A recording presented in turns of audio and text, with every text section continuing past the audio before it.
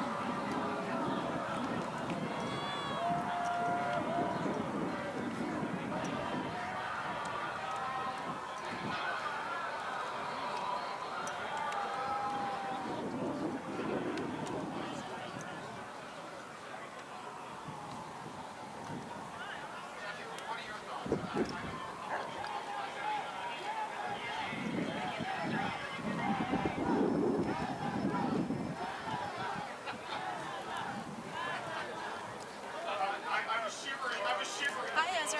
Hi, I'm good.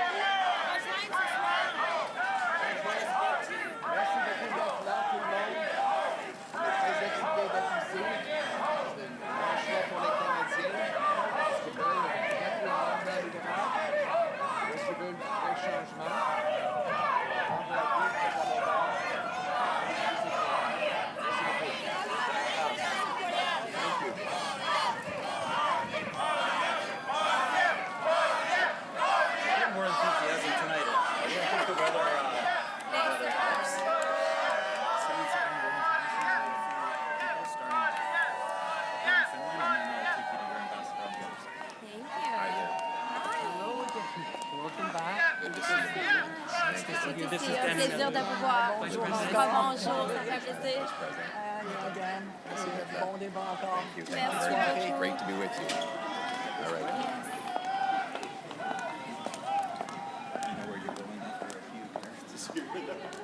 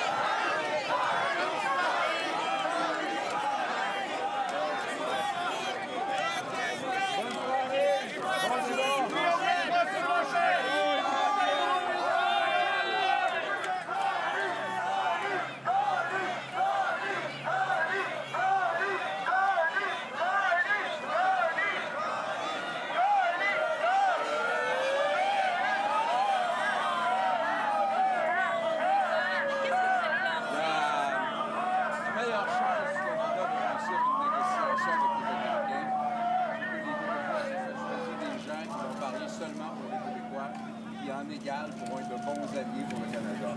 À défaut, une négociation avec les Américains qu'on essaierait de forcer à l'encontre du Québec ne pourra pas marcher et la décision appartiendra aux Québécois. Contre Canada, vous avez nuit hier, M. Blanchet. Pleasure, it's a pleasure. Very nice to see you. Karine, my wife. Very nice to meet you. All right.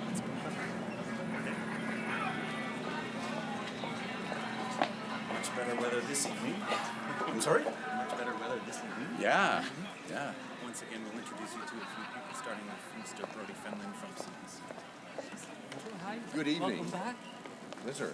My wife, Karine. Bonsoir. Bonsoir encore. Bonsoir encore. Bonsoir encore. Bon débat encore. Merci bien, merci Bon, bien. bon courage aussi. Ça va bien se passer. C'est sûr. Merci. Bonne soirée. Merci. Head of instruction.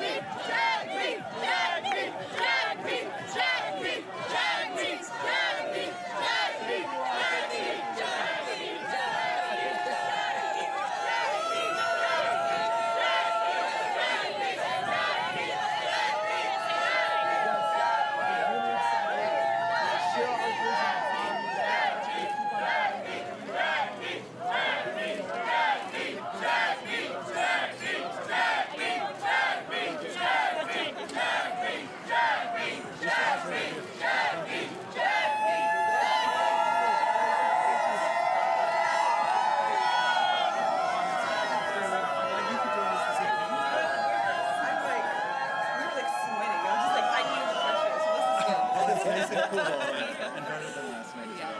So early, yeah. So you'll just meet a few people here, starting with Mr. Fenlon from CBC. Yes. Welcome back. Good to see you Nice again. to see you. This is Danny Miller, the Oui, Vice President. bonjour, ça va? Bonsoir Bonjour, encore. bonsoir, oui, bonsoir. Je vous souhaite un bon débat encore ce Merci. soir. Hi, Joanne. Nice to meet you. Nice to meet you. Thanks. Yeah, this one. You've been in the building enough for now. Yes, The last few weeks. Probably don't need to show you. Right, it looks like we're...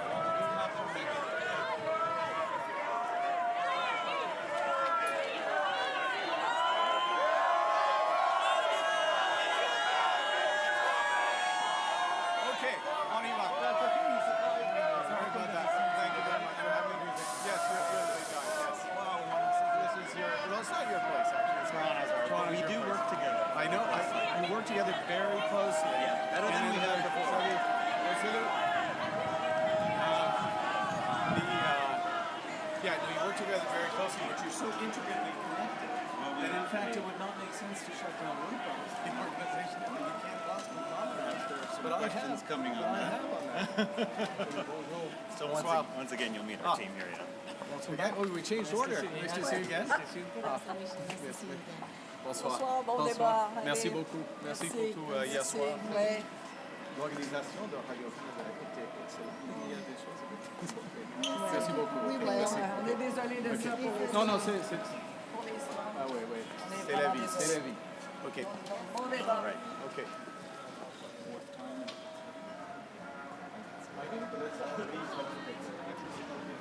Thank you very much.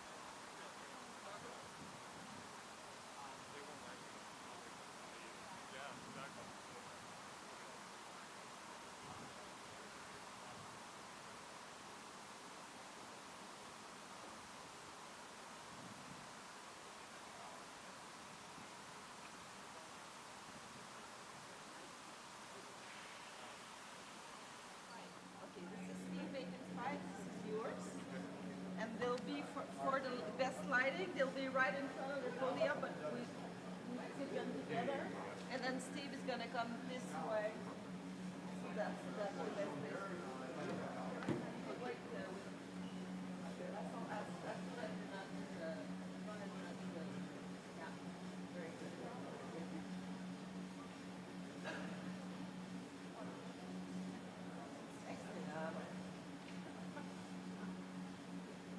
Oui, vraiment. Il y a beaucoup moins d'ombre. L'irrigation, ça va ça. Ouais, c'est pareil.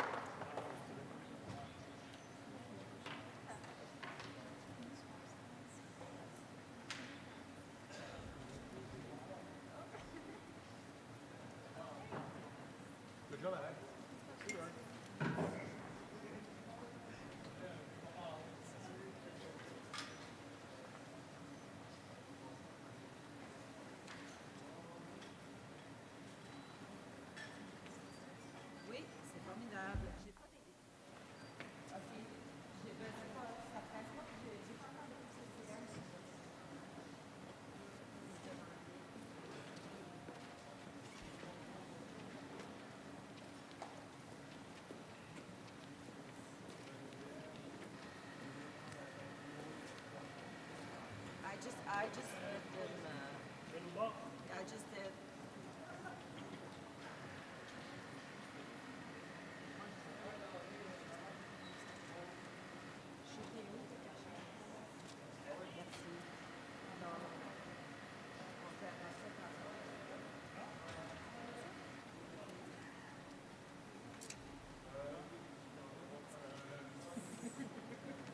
Ça va être quoi la suite?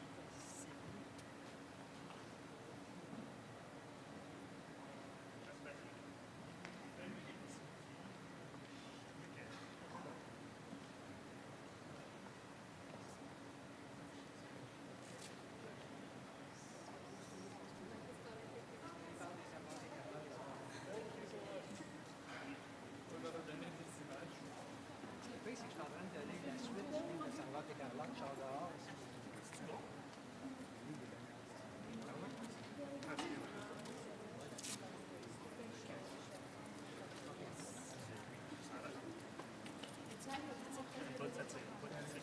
Yes, exactly.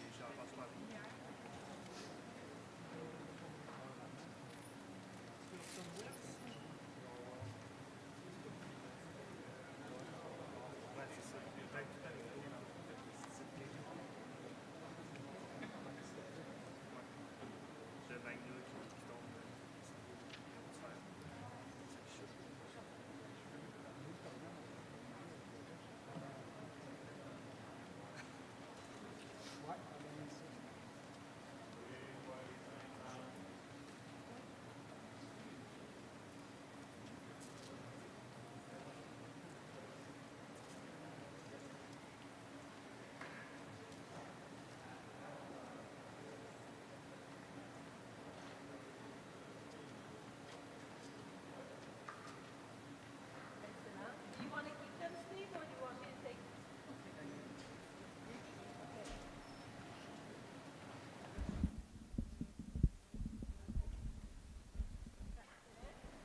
Merci, Marie-Jo.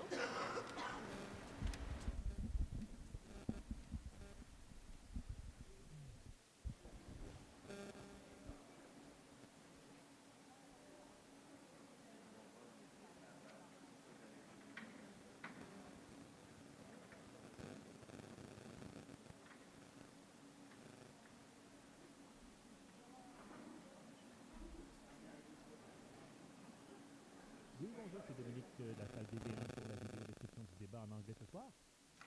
Pour le test de son. Parfait, c'est parti. Welcome to the 2025 Federal Leaders Debate.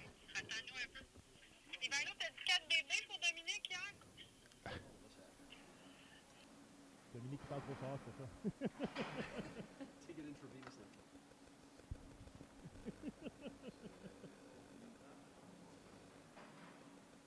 Ouais, c'est ça, il est assez loin, là. J'ai peut-être un bon pouce et demi, 2 pouces voyons, je me fâche pas.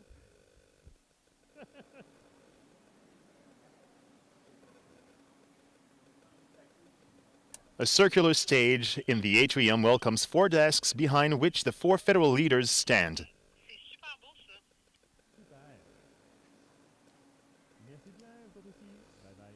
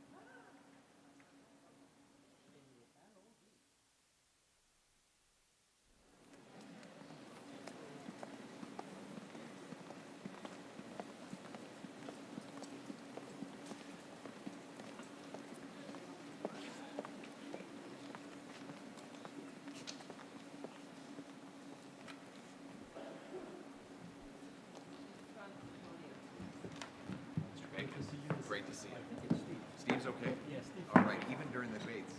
Steve is plenty fun. Very good. Mr. Paikin, do I also get the Steve? No, Please, you like please, you to keep please. I'm going to call you all Mr. and Monsieur. But yeah, first name's here. a long time. Yeah, I remember us on your show back in the day. I remember when you and I started at Queen's Park. That's right. That's right. Time ago. Okay, so We're doing it in front of the show. last time we came to this. Strange place to celebrate. We got the photographer. Ok, excellent. Une photo? On commence par la photo. Just a little bit. Thank you. Just a motion. Thank you.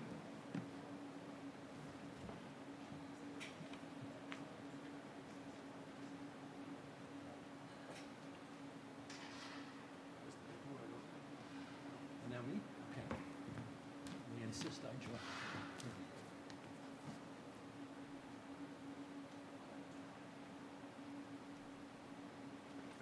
Terrific. Enjoy the evening, gentlemen. Le sang parfait. On va y aller tous les objets. Just let me. Yes, I did first and I'll do it again. Yeah, I did it before the walk-in.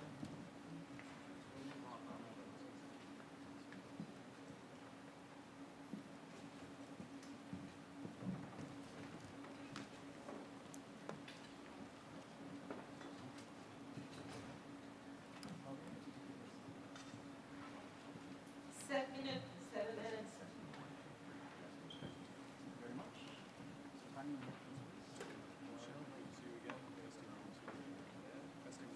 Yes. Get out there. 1 minute, maybe? Oui, bonsoir. Est-ce que le micro fonctionne And I have bien? to go down, but I'll wait for 1 minute.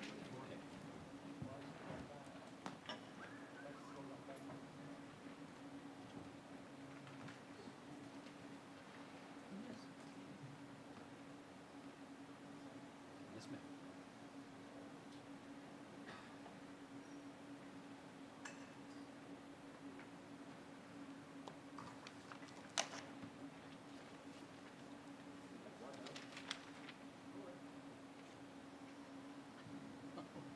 They can hold?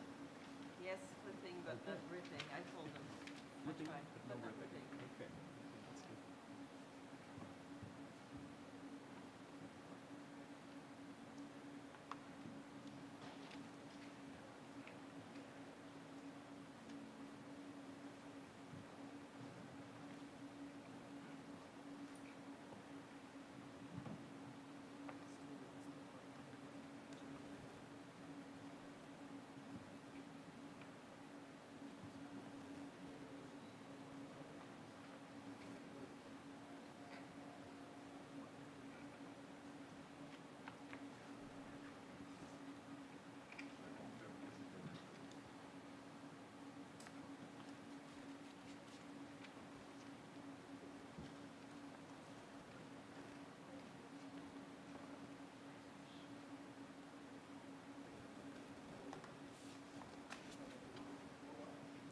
Five minutes before the date, 5 minutes.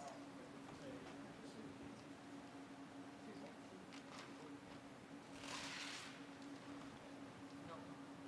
Okay. But be careful, flipping but not ripping during the debate. Rhyme, I don't. That even rhymes. Flipping, C'est bon. ripping. Yeah. It's a good student. Yeah. So much. Flipping, no ripping. That is the The worst I watchword. would do is planes.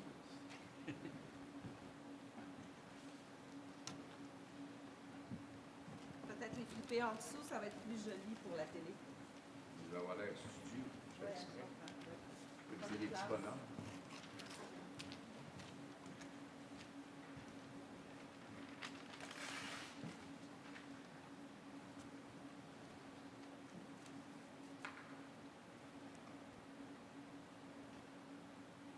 Four minutes.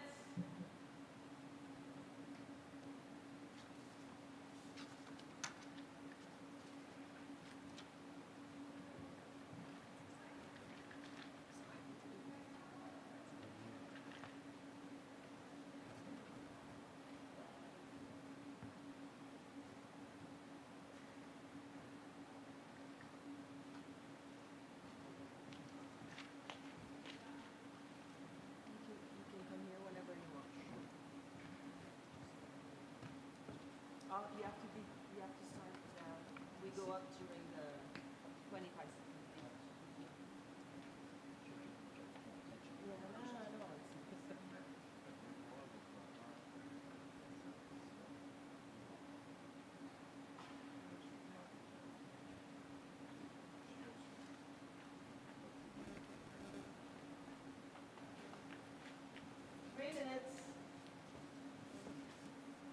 Le spike, c'est lui. Ouais. Donc, tu veux-tu l'enlever, l'autre photo? C'était pour le photographe. Merci. Bon. Yeah. Yeah, Mario.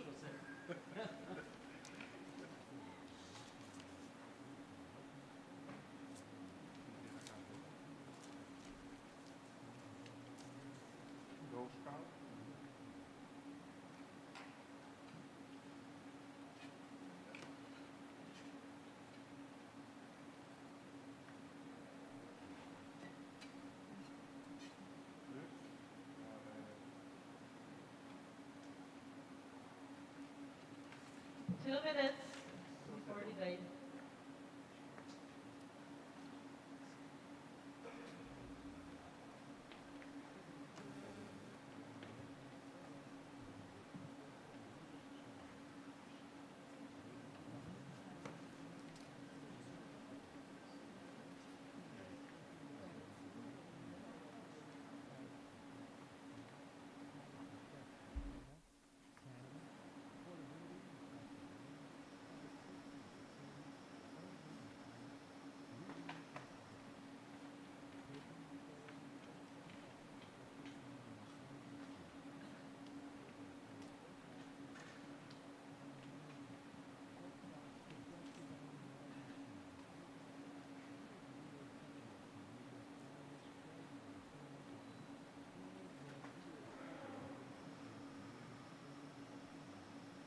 Minute, 1 minute.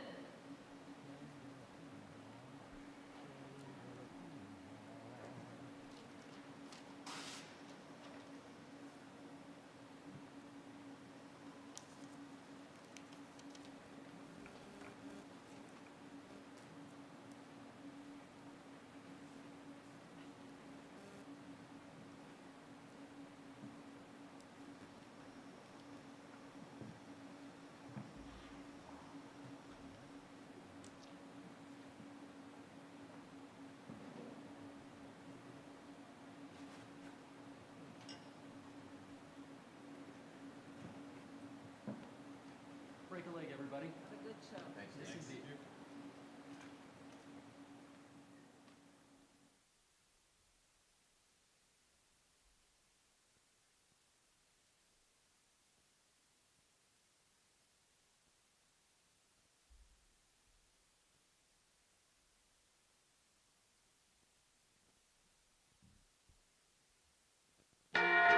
Live from the atrium of Maison Radio-Canada in Montreal, 4 federal leaders will debate for your vote. The leaders are here and ready to go. Mark Carney, Pierre Poilievre, Yves-François Blanchet, and Jagmeet Singh. They will debate the major challenges facing our country, from tariffs to the cost of living, public safety, energy, and leading in a crisis. Good evening, everybody. I'm Steve Paikin, your moderator for tonight's debate. Each leader has agreed to the following: no notes, answer the questions, stay on theme, stay on time. How much each leader speaks will be counted on these clocks, visible to the leaders and to you at home. This is the 2025 Federal Leaders Debate. A circular stage in the atrium welcomes 4 desks behind which the 4 federal leaders Welcome, stand. leaders. Good to be with you here tonight in Montreal for what I'm sure will be a memorable evening. Our first theme is tariffs and threats to Canada, and we will begin with a round of questions. You will each have a minute to answer, and then we'll go to open debate, and the first question goes to Mr. Carney. Okay, what is the starting point for negotiations, Mr. Carney, with the United States if, as you have stated, our relationship with the U.S. is over as we know it? Well, first, Steve, may I thank you and also thank fellow leaders for their service to Canada, people at home for taking the time to watch. I just want to underscore the premise to your question, because I think the relationship that we've had with the United States, relationship over the course of almost the last 4 decades, which has been one of steady and increasing integration, has fundamentally changed, because the president is looking to fundamentally restructure the trading system. So the starting point has to be one of strength. It has to show that we have control of our own economic destiny, has to have a clear plan here at home to build this economy, to diversify our trading partners with like-minded countries, and also has to have a position of strength in terms of our reaction to the U.S. unjustified tariffs. And that's why we have put in place counter tariffs that have maximum impact in the United States and minimum impact here at home. Mr. Poilievre, would you do anything differently? Well, first of all, thank you, Steve, and thank you to our fellow contestants here today. It's an honor to be here. What would I do different? Well, I'll start by what I would do the same. I think we do need to counter the American tariffs with our own to deter this economic aggression. We must make clear that we will always be sovereign and independent. What would I be doing differently? Well, we need to be in a position of strength. The Liberal government has weakened our economy with anti-energy laws, red tape, and high taxes that have driven $500 billion out of our country into the United States and made us incapable of shipping our resources overseas. That weakness threatens our ability to stand up for ourselves. So what would I do? I would cut taxes, red tape, and approve our resource projects so that we can get our goods to market and bring home the jobs, so we stand up to President Trump from a position of strength. Mr. Singh, you get the next question. Can we trust the United States to work with us on matters such as Arctic sovereignty and defense policy? I think we've seen, first of all, good evening, everyone, and thank you for tuning in, and thanks for the question, Steve. We've seen what, for a lot of people, feels like a betrayal when we look at the United States. I grew up in a border town, I grew up in Windsor, and we saw how connected we were as a city and as a community. People lived on one side of the border, worked on the other. People traveled back and forth all the time. We're in the automotive capital of Canada, and we knew how important it was to be able to build cars in Canada, but we saw that those cars went back and forth across the border. Seeing what Donald Trump did to attack Canada in this unprovoked way without any justification really felt like a betrayal. And so Canadians now are right to say, well, we don't really trust Donald Trump at this point, and we can't really have a lot of faith in him. So when it comes to our Arctic sovereignty and our security, we need to make decisions that are in our best interest and no longer be so dependent and so reliant on the U.S. And that's what I would advocate for, making sure we are resilient, independent, and less dependent on the United States. Monsieur Blanchet, for you, what supports would you want to see for industries affected by tariffs, many, of course, of which are in Quebec? Many of them. First, be all welcome in Quebec and Montreal. You have me because I try not to speak English in Montreal. However, I think we should never underestimate the threat that Mr. Trump poses on Quebec economy and Canada economy and Mexico economy. But we must acknowledge the fact that the economy of Quebec is built differently. The challenges are not the same. The necessity for Quebec to have at least partly its own voice in the negotiation is important. The difference between Quebec and Canada is very important in terms of economy, but also in terms of identity and language and values and who we are and the way we want to handle immigration. So we have the right to be different, and if this difference is being respected by whoever becomes Prime Minister of Canada, we will be reliable partners in order to achieve the best possible negotiation and protect ourselves and our economies as partners. Merci, Monsieur Blanchet. Okay, we now move into open debate, and I'll start it off, Mr. Carney, with you, and then we go from there. Do you still support dollar-for-dollar tariffs, even if they ultimately threaten Canadian jobs and businesses? No, and in fact, we've already moved off from dollar-for-dollar tariffs. We have to recognize, and I think we all do, the United States economy is more than 10 times the size of the Canadian economy. And the principle in terms of our counter tariffs is to have maximum impact in the United States, as I said a moment ago, minimum impact here. So we have to think about the impact on Canadian businesses. I'll give you one example, if I may. In the auto sector, the way we've designed those auto tariffs is that Canadian automakers, if they maintain production here, if they maintain their investments here, when I say Canadian automakers, I mean automakers that have jobs and plants and production in Canada, then they can have lower tariffs on what they ship to the United States. We create a huge incentive for them in order to do that. We also have carved out the Canadian auto parts sector. Last point, I know you're pressed for time, the Canadian auto parts sector, so that it can remain competitive with the United States. We're focused on maximizing Canadian jobs, maximizing the harm in the U.S., so that we get them where we need them. Mr. Poilievre, you want in, then Mr. Singh. Well, Mr. Carney, you claim that you want our country to respond with strength, but after the last decade, half of which time you've been Justin Trudeau's economic advisor, our economy is weaker than ever before. It's been the worst growth in the G7. We've lost $500 billion of investment south of the border. You supported blocking pipelines in Canada that gave Donald Trump and the U.S. a near monopoly over our energy. And now you want to keep in place Bill C-69, the liberal no new development law that blocks us from shipping our resources overseas. How could you possibly think it's a good idea to give the Americans a continued monopoly on our energy projects when you have seen how much these liberal policies have weakened our country over the last decade? Let Mr. Carney respond, and then Mr. Singh. Sure. If I may, yes. So let's go to my record. My record is a month long as Prime Minister. And this goes to the heart of coming to the Americans with strength, but doing the right thing for Canada. Within the first week as Prime Minister, I sat down with all the premiers of the provinces and territories, as well as the leaders of the Indigenous peoples. Got an agreement with all the provinces and territories, doesn't happen very often, got an agreement for them to have one Canadian economy instead of 13, first point. Secondly, to commit the federal government to do its part by Canada Day, so free trade in Canada by Canada Day. Thirdly, the federal government to commit with respect to project reviews. The question was about pipelines. I'm getting to it. Thirdly, one project, one review, and relying That's on not provincial. Yes, it is possible under our system. No, it is not. the It's impact banned assessment. under C-69. It is agreed on under the impact assessment framework, and we have a cooperation agreement with British Columbia already.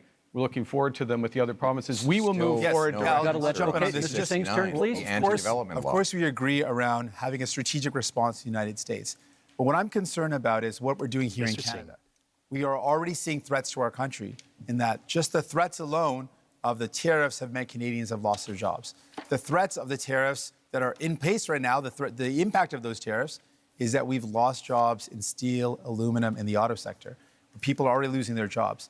And while, Mr. Carney, you had time, as you mentioned, not very long time, but as Prime Minister, you showed us your priorities. The first thing you did is you had traveled, you made a tax cut for millionaires, which was reversing on the capital gains. So you gave a tax cut to millionaires, but you didn't have time to increase the amount that workers get on EI. Right now, workers who are struggling and wondering, what am I going to do if I lose my job? Workers who've lost their job are saying, how do I pay my bills when EI only covers half of a worker's salary? Maybe 40 years ago that would have worked, but right now most workers are spending their entire salary just to pay the bills, to pay their mortgage and their rent, and to put food on the table. So EI is not good enough, and it shows Canadians that you didn't make it a priority to protect those that are impacted by these tariffs, that are threatened because their jobs are lost. We have not heard from Monsieur Blanchet yet in this segment, so please. Yeah, Mr. Carney, you are becoming a real Canadian leader, saying one thing in French and another one in English.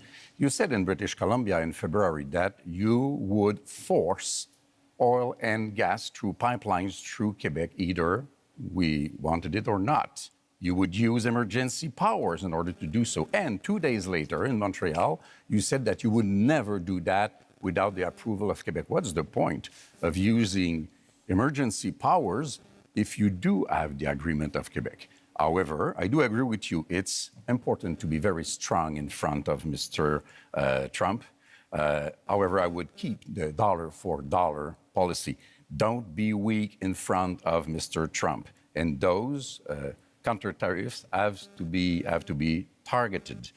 You have put out already $2 billion for Ontario auto industry, car industry, and the lumberwood industry in Quebec has already paid to United States $2 billion, and you have not raised one finger in order to help us. Let's get from Mr. Poilievre and then a response from Mr. Carney. Well, Mr. Carney refused to answer the question about pipelines. Just the other day, he said that he doesn't necessarily think we need to build pipelines. Let me tell you what that means. Right now, the Americans get 97% of our oil, 100% of our natural gas exports at big discounts. We have to send Canadian oil from Western Canada through the States just to get it back to Quebec because we don't have a pipeline. And now there's this law, Liberal Law C-69, which effectively bans pipelines. The 14 biggest energy and resource companies say it has to go if we're ever going to build another project. And I asked Mr. Carney why he would keep in place this anti-pipeline law that effectively empowers Donald Trump to have a total monopoly on our single biggest export. Why would you not repeal this Liberal law? Isn't it because you are exactly the same in the same line as Justin Trudeau and the rest of the Liberal team that is now making up your cabinet? Let's get a response. Well, let me pick up a couple of points that have been made. The first thing I did as Prime Minister was to cut the carbon tax. That's the first thing. Second thing is made a commitment that all proceeds from our tariffs will go to workers and those companies most affected. There were several points raised. Nothing so far. If I may, Mr. Steve, if I may address, I'm trying to do it quickly because several points raised. All proceeds go to workers and the firms most effective, and those proceeds are considerable. Third thing, I'm interested in solutions. I'm interested in getting energy infrastructure built. That means pipelines, that means carbon capture, storage, that means electricity grids. And here's how you do it. And we've already moved in the first month.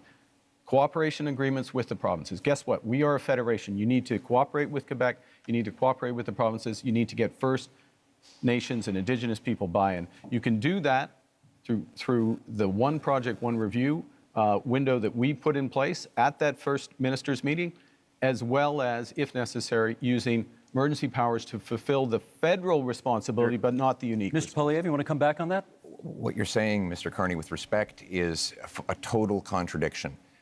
The No New Development Law, C-69, guarantees there will not be one-stop shop because it requires the Government of Canada to actually duplicate So what Mr. Poilievre is saying is that have no rules, project. have no regulation, have one have no stop controls over any energy development. We just got to let him finish his sentence. sentence. Let's just let him finish his sentence. That is not true. In fact, Mr. Singh, the reality is we should have strong rules enforced once. We shouldn't have multiple levels of referral that it takes now 17 years to get a major project approved in this country. That is why in the last 10 years we've had the worst economic growth in the entire G7. We cannot afford a fourth Liberal term. We need a change, and the Conservative plan for a change will include repealing the anti-pipeline law so we can get our energy to markets other than the United States. Mr. Singh, then Mr. Carney. While these two compete about who's more pro-pipeline, I think what we need to do is, it's clear. The Liberals bought a pipeline. They built a pipeline. I don't know what Pierre is complaining about. That's what they did. I think what we need to do, if we're talking about energy in our country, we need to build an east-west grid. Let's use our power as a nation to build a national project that creates good jobs, that strengthens us for the future, where we connect the low-cost energy from jurisdictions and provinces across this beautiful land and have low-cost energy for businesses, for people, so we can build a stronger economy. That's the energy of the future that we need. Mr. Carney. 3 quick points. First, the pipeline built, yes, TMX built. That's why oil exports up 50% over the course of the last few years. Secondly, I don't think Mr. Singh is absolutely right about the east-west grid interconnections, which is part of the energy corridor. Huge opportunities for this country. We have to be able to do more than one thing. Third point, fundamental point. We can give ourselves far more than Donald Trump can ever take away. If we have one Canadian economy, not 13, and if we just look at that agreement we got with the provinces, look at what Ontario and Nova Scotia have just announced in terms of their steps towards this, this is within our grasp. Monsieur Blanchet, what should we be prepared to concede in our negotiations with the United States? I want to be back to something that Mr. Carney said. You can't do something and the opposite, and you can't fill people's mind with nonsense. Quebec has, by law, its own environmental review institution, and you cannot, through a federal decision, even through a Quebec government decision, go over the BAP, as we call it. If the BAP says no, it's no. I know. Good. I know. Let's but this keep is that in mind. This is the point. This is, if I may, This is the point. The federal government can do the following, which is to take the decision to abide by the decision of the Quebec map. That is within the federal government's power. That is known as cooperative federalism. That's what we need to do. And do you understand one other point fast? This is what we need. This is what we need to do in a crisis. Brèvement ici, and then Mr. Poilievre. Yeah. The building of those pipelines will take at least 10 to 14 years. Mr. Trump will be 90 years old, not president no more, and somebody of course, less terrible will be there before you can even dream of having oil through this pipeline of yours. We're less than a minute to go. Mr. Poilievre, I promised you next. Listen, after the last 10 years of Liberals blocking pipelines and killing jobs. Sounds wild when you say that. We actually need to get things done. We need a change, and our Conservative plan for change will repeal the No New Pipelines law. It will create a true one-stop shop, set up shovel-ready zones with pre-permitting so that we can approve LNG liquefaction export plants, mines, pipelines, nuclear plants, and also hydroelectric dams so that we can generate the power we need to be strong, self-reliant, and stand on our own 2 feet for a change. Last quick word to Mr. Carney. Okay, quick word. Bringing it back to what we were talking about, which is tariffs, the threats to Canada, how to negotiate. We need these options. We need these options to build domestically, to build one Canadian economy. We need to act. We need to diversify our trade partners. And that will give us strength in this segment. That is our time. Okay, you know my job tonight. I got to be the heavy guy here every now and then, making sure everybody comes to time. And I'm keeping an eye as well on making sure that everybody gets rough justice over here. That concludes our first section and our first debate. Up next, affordability and the cost of living. Our goal is to double the pace of housing construction. It will lower your bills, build homes you can actually afford. Here's a video summary. Des entreprises du Québec, des travailleurs du Québec, des aînés du Québec. A big, powerful bring it home tax cut on work, investment, energy, and home building. Okay, leaders, same idea, one-on-one questions followed by open debate format. And Mr. Poilievre, you get the first question this time. Many provinces, including some provinces with Conservative governments, have ambitious housing targets, none of which have been met. Why do you think your housing plan will be any different? Let me start by talking to the young people of the nation and those who are aspiring to home ownership. You know, it was only 10 years ago you could buy an average house for $450,000. But in the last lost Liberal decade, housing costs have doubled, rising faster than in any country in the G7. And so now our youth cannot afford a home, and our seniors are worried about being evicted. We can't afford a fourth Liberal term of rising housing costs. We need a change. And our Conservative plan for change will, 1, axe the federal sales tax on new homes. 2, incentivize municipalities to cut their construction taxes to bring houses down in cost by $100,000. 3, sell off federal land for homes. And 4, train up 350,000 young trades workers who can help build those homes. Because you deserve a home, and we're going to make it happen for a change. Also on the issue of affordability, Mr. Singh, you get the next question. How do you bring down grocery prices in the midst of a trade war? I appreciate the question. This is a big concern. When I talk to Canadians, they tell me they're really feeling squeezed from the cost of living. That's one of the top things that people tell me about. People are saying, I can't afford to buy groceries. Every time I go to the grocery store, it's just ongoing worry and this feeling of anxiety that can I actually afford the things that my family needs? On top of that, people are worried about the cost of homes. I think those are the two biggest things I hear. So we can do things about this. Other countries have taken concrete steps.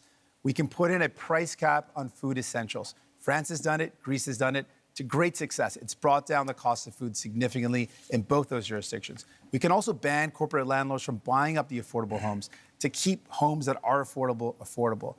We can make things better for Canadians, but it requires having the courage to take on the powerful corporations that are ripping you off, that are price gouging you. And we know that price gouging is one of the major reasons why food prices are going up. You're never going to hear Pierre Poilievre or Mr. Carney talk about the fact that these are the corporations ripping you off. Thank you, Mr. Singh. That's time. Mr. Blanchet, I want to ask you about old age security, which will soon cost this country $100 billion annually. We understand you would like to expand it. How would you pay for that? We would want it to be just for everybody because the Liberals have created a discrimination against elders which are 65 to 75 years old, having 10% less income from federal government than those who are over 75. But the best way to do it is to have everybody pay its fair share in terms of tax, which means that one should not be entitled to hide money in fiscal paradise in order not to pay him or his clients or friends, not to pay billions of dollars in taxes that could be used to help the situation of elders. Those are things which are supposed to be applied to everybody. There are a lot of questions to be answered about that. Other ways to do it is to reduce the pressure on housing price to make sure that the whole budget of elders and families and workers can afford houses which have increased dramatically in price. Merci, Monsieur Blanchet. That's time for this one. Mr. Carney, I want to ask you about housing, which over the past decade has gone from a problem to a crisis while the Liberals were in power. Is your policy on getting homes built any different from your predecessors, and how? This is one of the reasons why I entered this contest. Because of the housing crisis, the cost of living crisis, the housing crisis, and the Trump crisis to help fix it. And I would say, look, the housing approach is fundamentally different because we need a fundamentally different approach. We need to build housing at a rate that we haven't seen since the end of the Second World War. We do need a fundamentally different approach. And with the fundamentally different approach, we can build an entirely new industry. So the question is how? Now, Mr. Poilievre and I agree on some things. Okay. I agree as well on reducing the tax on first-time home purchases as a way to buy. But I am focused on increasing the supply of homes and doing that in a way that uses Canadian technology in modular, prefabricated housing, that uses Canadian lumber, including in reinforced timber, and uses Canadian workers. And in all respects, we're scaling up to double the rate of home building. Thank you, Mr. Carney. That's time. We now move to open forum here. And Mr. Singh, you get the first comment. Many of you have pledged to cut the GST on many aspects of buying a home. And Mr. Singh, I want to ask you, would you cut the GST on anything else in order to make life more affordable? Absolutely. In fact, I'm the only one on this stage that fought to give people a GST holiday. Interestingly, while the GST holiday helps working class folks, middle class folks by taking off the GST off essentials, the Conservatives under Pierre Poilievre voted against that. They opposed the idea of giving people, actual folks that need help, a tax break and would rather give millionaires a tax break, which shows you whose side he's on, which is not surprising. But what is surprising is that Mr. Carney also said that giving people a break on their GST is a bad idea. Mr. Carney, why do you think giving a tax break to capital gains folks that earn more than $1 million is a good idea, but helping a family afford their groceries, helping people afford their bills for their internet, their cell phone, their home heating, giving them relief to take the GST off those is a bad idea, but giving a tax break to people who really only earn over more than $1.4 million, that's somehow a good idea. Okay, you went after That's your numbers. You went after Mr. Poilievre first, so I'm going to give him the first shot to respond. Well, Mr. Carney, the reality is that housing costs doubled under the Liberal government, while Justin Trudeau made exactly the same promises that you are now repeating today. He promised that he would double home building. In fact, home building went down. He promised that he'd reduce the cost. In fact, it went up. And now here we are. Mark Carney is asking for a fourth Liberal term, repeating the exact same Liberal promises that priced you out of a house.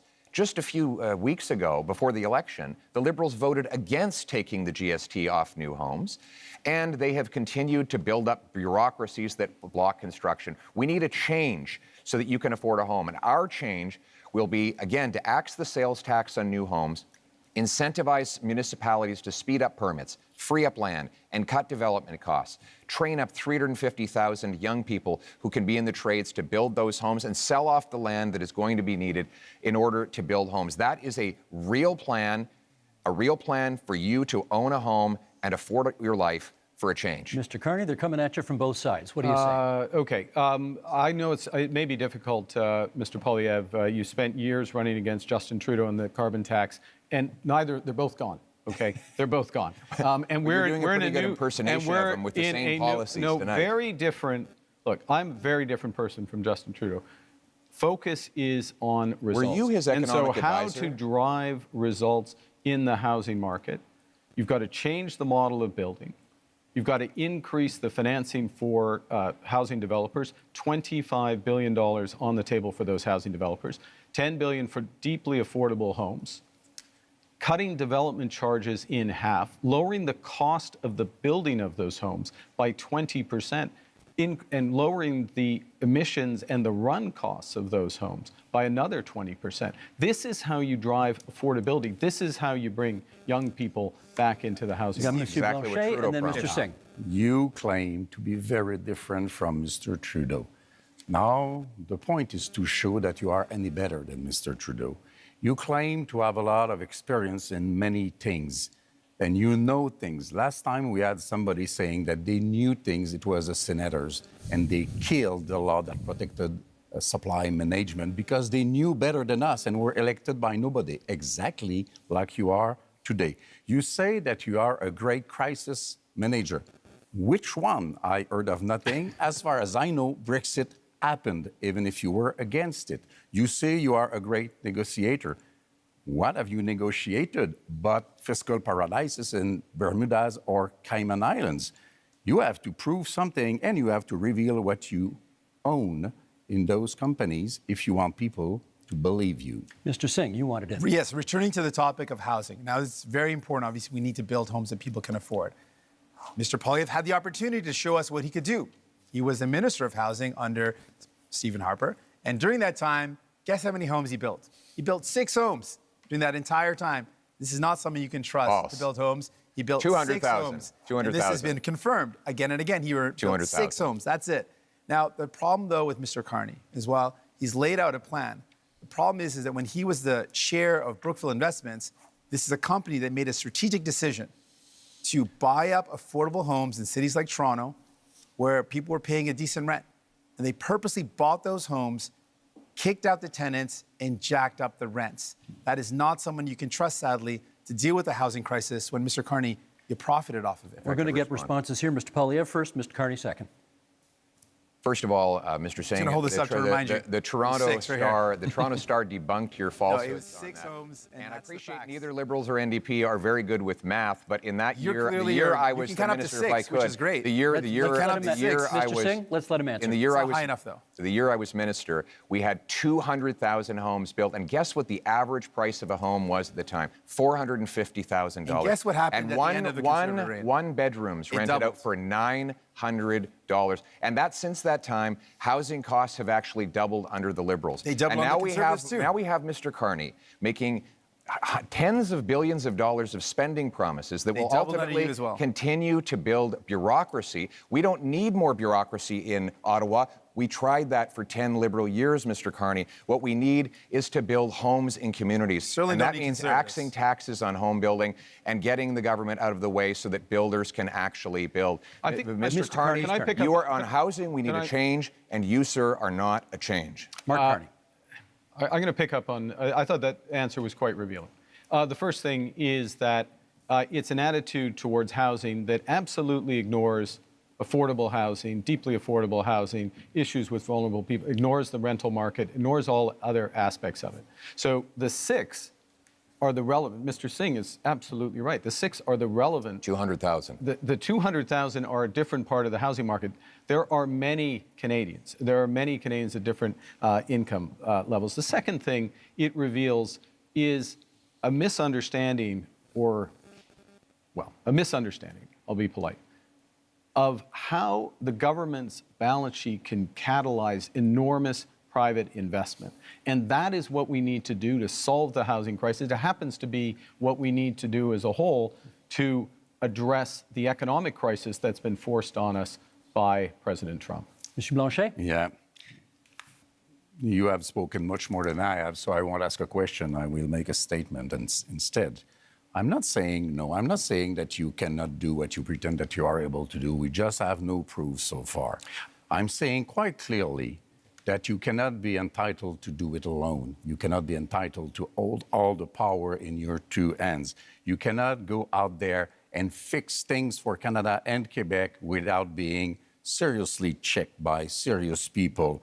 You cannot go out there and speak for Quebec without Quebec having its own strong voice to protect itself and to promote its different economy. So if you want to collaborate, let's say right now that whatever happens, even if minority government happens, you will be a partner with the different Quebec economy and identity, which you have been not interested in for the economic part and not respectful for the identity part. Let me get Mr. Singh in at this point. Can you tell us what's the first thing you would do to make life more affordable for Canadians? Yeah, there's a lot of things that we can do, and I've laid out some of those things. I think fundamentally, I'm the only person on stage that not only fought for real relief for people in terms of affordability, I'm the only one that fought for pharmacare that actually makes life more affordable by giving people medication coverage, dental care that gives people more affordability by letting them access their services if you're a senior and a kid. I fought for childcare to make sure people could afford childcare. All measures that Mr. Poilievre voted against, all measures that Mr. Blanchet voted against. So if you want someone that's going to fight for you in Ottawa to actually make life more affordable, you can't entrust all the power to Mr. Carney. He doesn't have a track record of making life more affordable for people, but we do. So vote for a New Democrat, and we'll continue this work to make life more affordable for you, while the Conservatives and the Bloc have voted against those measures to make life affordable, because that's not who they care about. New Democrats are in it for you. Pierre Poilievre. The number one expense for families today is taxes, more than they spend on food, clothing, and shelter combined. This after 10 years of Liberal tax increases. We can't afford a fourth term of high Liberal taxes. And that's why Conservatives have a plan for change. And that plan includes voted against every measure to help people out. Cutting income taxes by 15% for the average worker and seniors, saving a working couple up to $2,000, rewarding hard work again. Because hard work is actually being punished. Is actually being punished because of the very high taxes. Now, the Liberals promised 10 years ago they would lower them. They actually raised taxes on 9 out of 10 Canadians.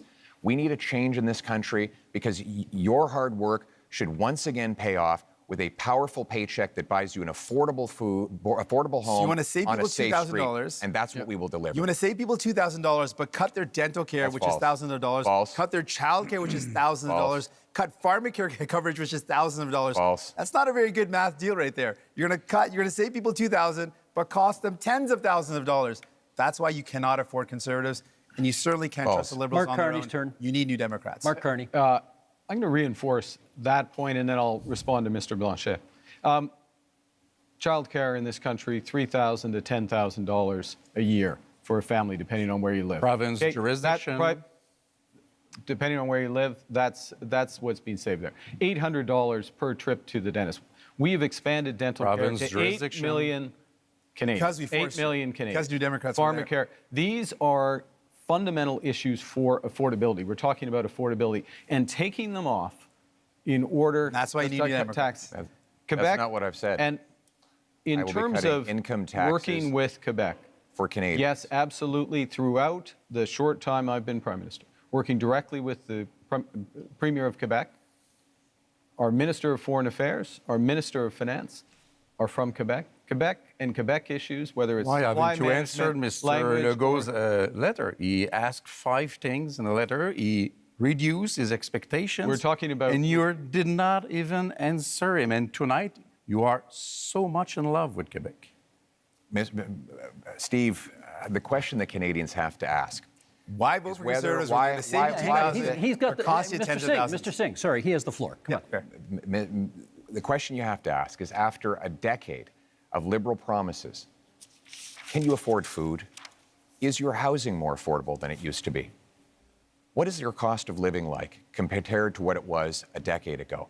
And are you prepared to elect the same Liberal MPs, the same Liberal ministers, the same Liberal staffers all over again for a 4th term? Mr. Carney, Justin Trudeau's staffers are actually here with you at this debate in Montreal, writing the talking points that you are regurgitating into the microphone. How can we possibly believe that you are any different than the previous 10 years of Liberal government? 25 seconds left in this segment for you to respond to that.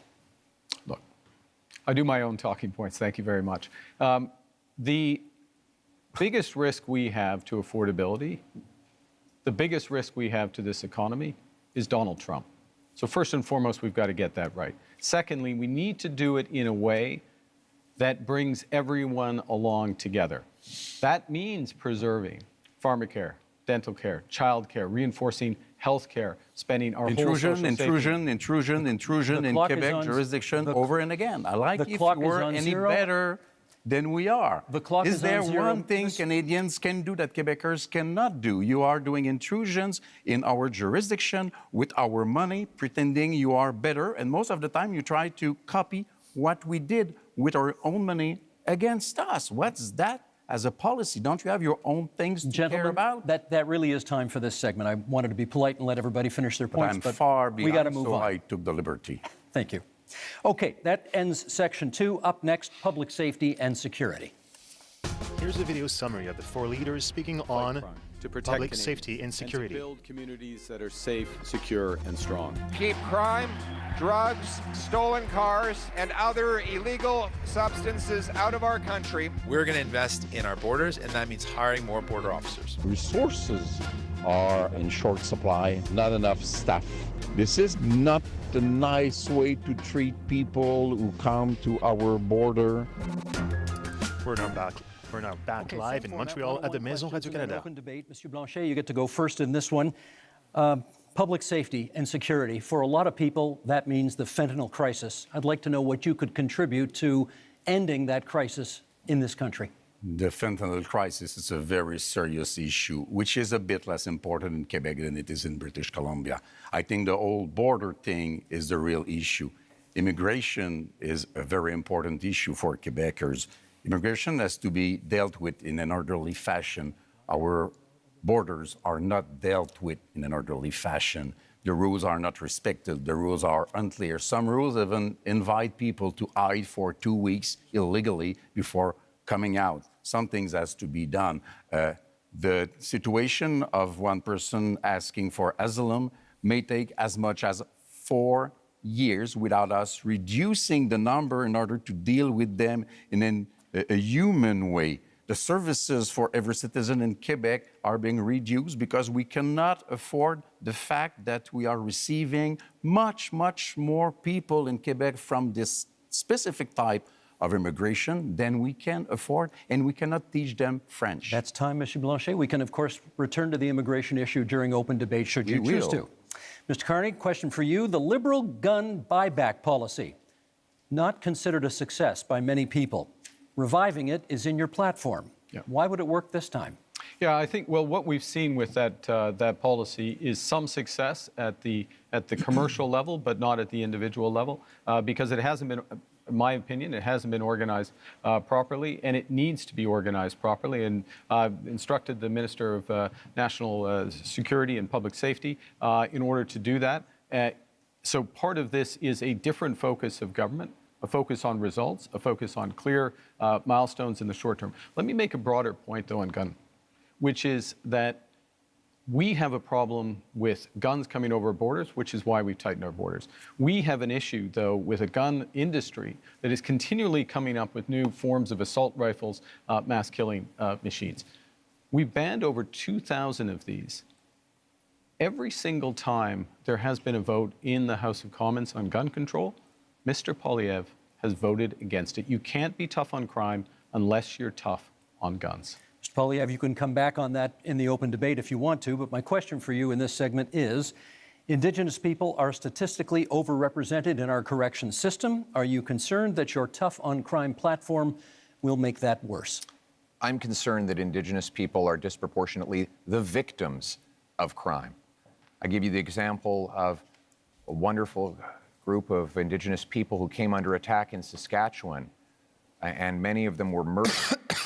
Killer was out of jail after 60 prior convictions. This is the result of 10 years of liberal laws that allow the same offenders to be released dozens and dozens of times, even when it's known they are a danger. We can't risk a fourth liberal term of soft on crime policies. We need a change.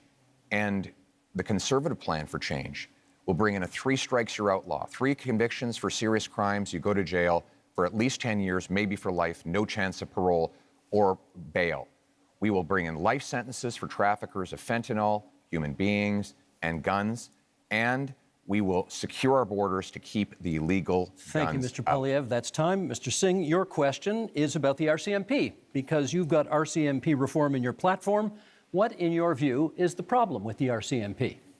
Well, some of the basis for this is the concern that's been raised in more rural communities and northern communities that there have been some serious concerns about violence or inappropriate use of force when it comes to the execution of their duties. We want to make sure that we've got a top-tier police force that provides security and safety to those communities in a way that's sensitive and understanding of the communities they're serving. I also think what's very important is for Indigenous communities, Indigenous policing. This is an area of deep concern. I think everyone in our country should be safe. You should be able to be safe at home, safe when you go to work, safe if you take public transit, safe for your kids to be able to play in the local playground. And that's something I'm committed to. And the other area that I'm focused on when it comes to public safety is making sure we prevent crime before it happens. And that's why we want to see increased investments in our border security. We saw under the Conservatives, they cut 1,100 border officers in one day.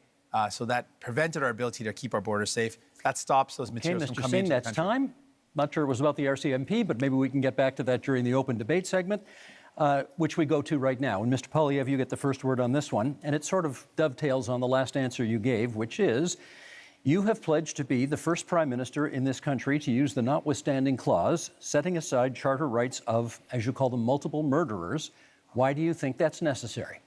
To be clear, I want to uphold the charter rights of Canadians under Section 7 to life, liberty, and security of the person. Right now, that right is violated by multiple murderers who are given discounts. The case in question was a gentleman who went into a mosque and shot dead 6 innocent worshipers. He got, according to this ruling, only one 25-year sentence, meaning he can be out in his 50s. He only serves 4 years for every murder that he carried out. That is outrageous. And I will use the constitutional powers that are created for this purpose to ensure that mass murderers stay in maximum security penitentiary for life. They will only come out in a box. We will also pass tough new laws that prevent repeat offenders from getting out. If you commit 3 offenses under the 3 strikes law I propose, you will not be allowed out of jail until you prove that you are drug-free, that you are behaved perfectly, and that you've learned an employable skill, and you've served a 10-year sentence. We cannot allow liberal crime and chaos to go on terrorizing our communities. What we need is a real plan for change so that we can bring back the safety and the security that Canadians used to take for granted. Let me get Mr. Carney to respond to that. Do you think that's an appropriate use of the notwithstanding clause of the Charter? I think that one of the core responsibilities of the federal government, Prime Minister, is to defend the fundamental rights and liberties of Canadians. And those fundamental rights and liberties of Canadians are outlined in our Charter of Rights and Freedoms, which is 43 years old literally today. I think it's a very dangerous slope to override judgments of the Supreme Court of Canada. In fact, the Charter of Rights and Freedoms exists to protect Canadians from people like us on the stage, politicians who may use their power to override fundamental rights. And the issue in using by the federal government, I'll stop here, is not where you start, but where will you stop? Mr. Polyev, I should get Mr. Polyev on that. Is it a slippery slope if you use it in this case? I must say, I would be quite interested too, because Mr. Carney said that he didn't want us to use the notwithstanding clause before adopting a law. And yesterday he said that he felt that it was wrong to use the notwithstanding clause after a law is adopted. So if we cannot use it before and we cannot use it after, it means that Mr. Carney believes that we should never use it. But it is very important. And the Ford case made it clear. The Constitution says how it should be used, but never how or what we will do with it, because it's the prerogative of the provinces. So do you want the Supreme Court to overrule another judgment of the same Supreme Court because you don't like it, because that would be being the hell of a politician as you define them. Well, let me just start by saying, first of all, thank you. I just started by saying, let's not let Mr. Poilievre get away with making this ludicrous claim that anyone on this stage thinks that violent crime should get a less severe penalty. Obviously, that is not a special position that he's taking. Everyone agrees that horrible crimes should have horrible sentences. Judges are equipped to do that, so don't let Mr. Poilievre's rhetoric confuse people. Obviously, everyone agrees that if someone does something horrible, they should pay a horrible price for it. There should be appropriate sentence that's put in place by a judge. But what I'm concerned about is all of what Mr. Poilievre is talking about is after the fact. Now, there's heinous things that happen, and there needs to be severe penalties put in place. But we also need to keep communities safe. And that's what my focus is. Well, how do we stop crime before it happens? Much of the violent crime that's committed is committed by illegal handguns and firearms that come across the border. Now, Mr. Poilievre has admitted that as well, that it is illegal handguns and illegal weapons that are used in violent crime. So our plan is, let's stop those illegal weapons getting into our country in the first place. And the way we do that is by having stronger border security officers and having more people on the border. Mr.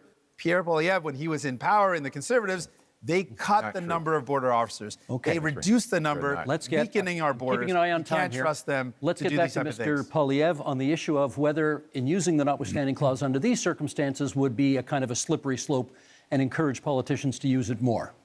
No, we will use it to protect the charter rights of law-abiding Canadians. I'm interested in the rights of victims. Mr. Carney seems to be very interested in the rights of criminals. He says that it's dangerous for me to ensure that mass murderers stay behind bars for life. You know what's dangerous? Turning them loose on our streets.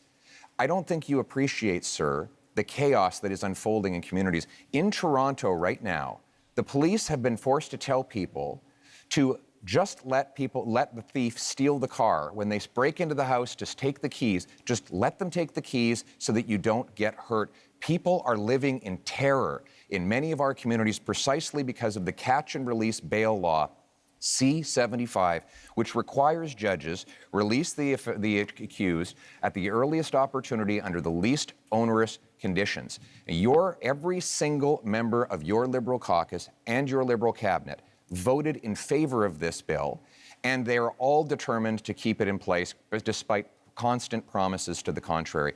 Mr. Carney, Canadians deserve to live in peace and security. That is the right that I'm fighting for a change. I'm fighting for that as well. And let me be specific about two things that have been raised. The first is with respect to these issues of car theft, home invasion, and I'll use the GTA area where there has been a sharp increase. How do you attack that?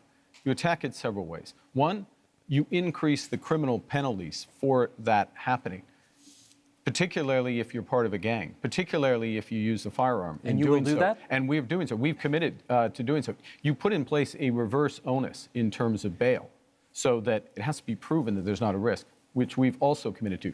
And then you go to what Mr. Singh was talking about, which is we have to reinforce our frontiers. That's why we're committing to an extra 1,000 Canada Border Service agents, an extra 1,000 RCMPs. That's why, as part of the broader fentanyl initiative, where we've added to the RCMP there, we've added drones, we're adding helicopters, we're adding surveillance, and we're going to the other end of the chain with respect to car theft, which is tightening security at the ports.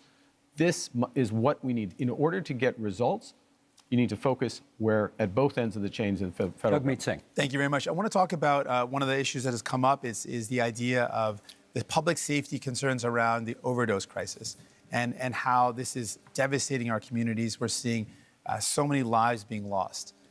In that, we know that one of the ways to address that is by investing in some of the solutions like mental health services and rehabilitation services. Services keep our communities safe, having access to those good services. Both Mr. Carney and Mr. Poilievre are proposing cutting government spending and cutting those services. That's not going to make our communities safer. We need to see better investments in rehabilitation services, more investments in mental health. We need to respond to this serious crisis in our country with care and compassion. I've met with Moms Stop the Harm, an organization of moms that have lost their children to this opioid overdose crisis. They've literally had their children have died because of this. And they're saying we need to do everything possible to save lives, to stop this death from happening. And I think we need to listen to those moms, and that's my commitment. Mr. Blanchet. Two things as rapidly as possible. First, we believe that we should act on crime gangs and organizations, defining them as we do for terrorist organizations. We have to protect our kids from the violence of those gangs, from the drugs being sold by those gangs, from the guns and whatever else being stolen, sale, being by those gangs. Sold? And not stolen, being, you purchase a thing and selling, sold by those gangs. And we mostly have to protect our kids from being recruited by those gangs, becoming violent at 13 and 14 and 16 years old, because this is the real fear of parents like I am. This is a very dangerous situation. I want to come back to immigration because we said that we would come back to immigration. Do you remember the Century Initiative, a sad memory? Officially, they said that they had not considered Quebec difference. They had not considered Quebec language. They wanted Canada to be a 100 million people country by the end of the century. Mr. Barton told me himself that he had not even thought about the Quebec difference in that analysis. And one of his closest collaborators is now a close counselor to Mr. Carney, which seems to be part also of that kind of project or ideology. So it is impossible for Canada to have all those people come into Canada. It is impossible for Quebec to receive all those people. And in Quebec, we have the language and values and secularity of the state issue, which is very important. So I say, pause. Let's do things properly. Let's receive migrants in an orderly fashion and successfully as a measure of respect for them also. Mr. Poilievre, you wanted a word. I speak to families all the time who are terrified by the scourge of drugs and illegal guns. And we know those guns are not Grandpa Joe's hunting rifle. So when the Liberals try to ban hunting rifles, they're really going after the wrong people. 90% of guns that come in that are used in crime are smuggled illegally over the porous, Liberal-run borders.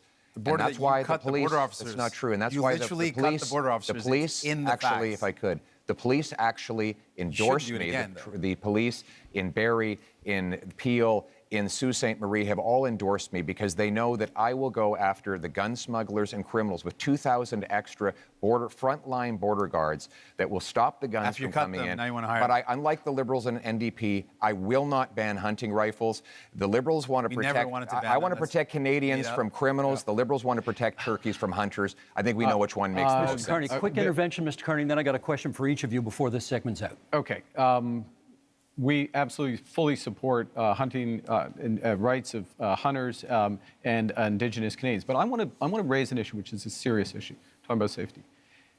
There are people, we're in Montreal, in Toronto, across this country, who fear going to their synagogue, fear going to their community center, fear taking their children, leaving their children in school. And this has to stop.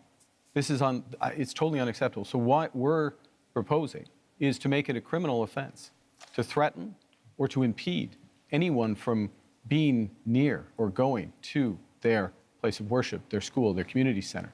It pains me that when we have to do it, because this is not what we should be doing as Canadians, of course, but we will put that in place.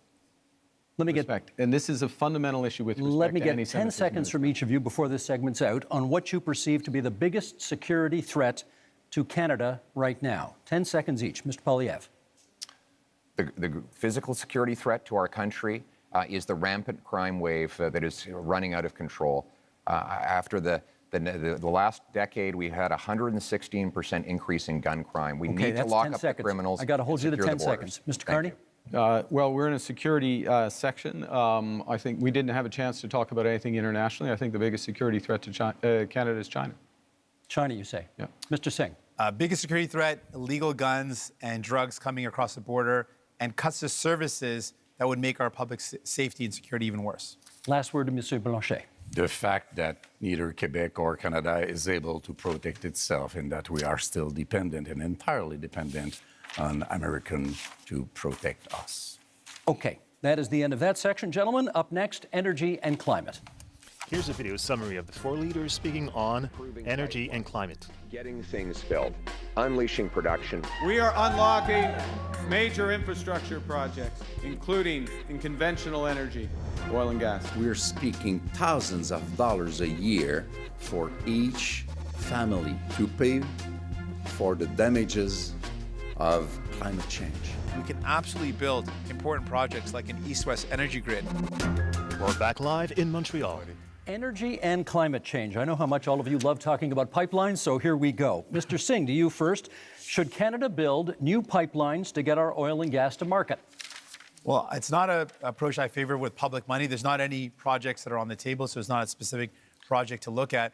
I favor, when it comes to the environment, building an east-west energy grid that connects low-cost energy and allows for families to reduce their electricity costs. But let's put this all in context.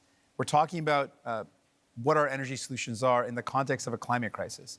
And we're not just talking about a climate crisis in the far future. We're living it right now. I remember I met a mom a couple of years ago before I had kids who told me she was worried about taking her kids out on some days because of the forest fires in BC. It meant that it was unsafe for kids to go outdoors. Fast forward to when I became a parent just a couple of years after that, and I literally worry about the same thing. The forest fires we saw a couple of years ago meant that many places that didn't see this before saw days where there was such smoke in the air that it was dangerous for kids. We've seen extreme weather, forest fires, heat domes, floods impacting us. We've got to do everything we can to protect our future. Thank you, Mr. Singh. That's time. Mr. Poilievre, where does fighting climate change land on your list of priorities when it comes to expanding energy opportunities in this country? It lands within our priorities of bringing home jobs while bringing down emissions around the world. Look, the reality is that if we push production out of our country to more polluting countries, it actually makes the problem worse. But that has been exactly the Liberal approach with the anti-development law, C-69, blocking of 15 LNG export plants over the last 10 years. We have seen more of those jobs go abroad. I want to bring them home. My plan will be to approve, for example, natural gas liquefaction and export. If we sent our gas to India, for example, to displace half of their demand for electricity, we could reduce emissions by 2.5 billion tons, which is 3 times the total emissions of Canada. That's the way we bring emissions down and jobs up.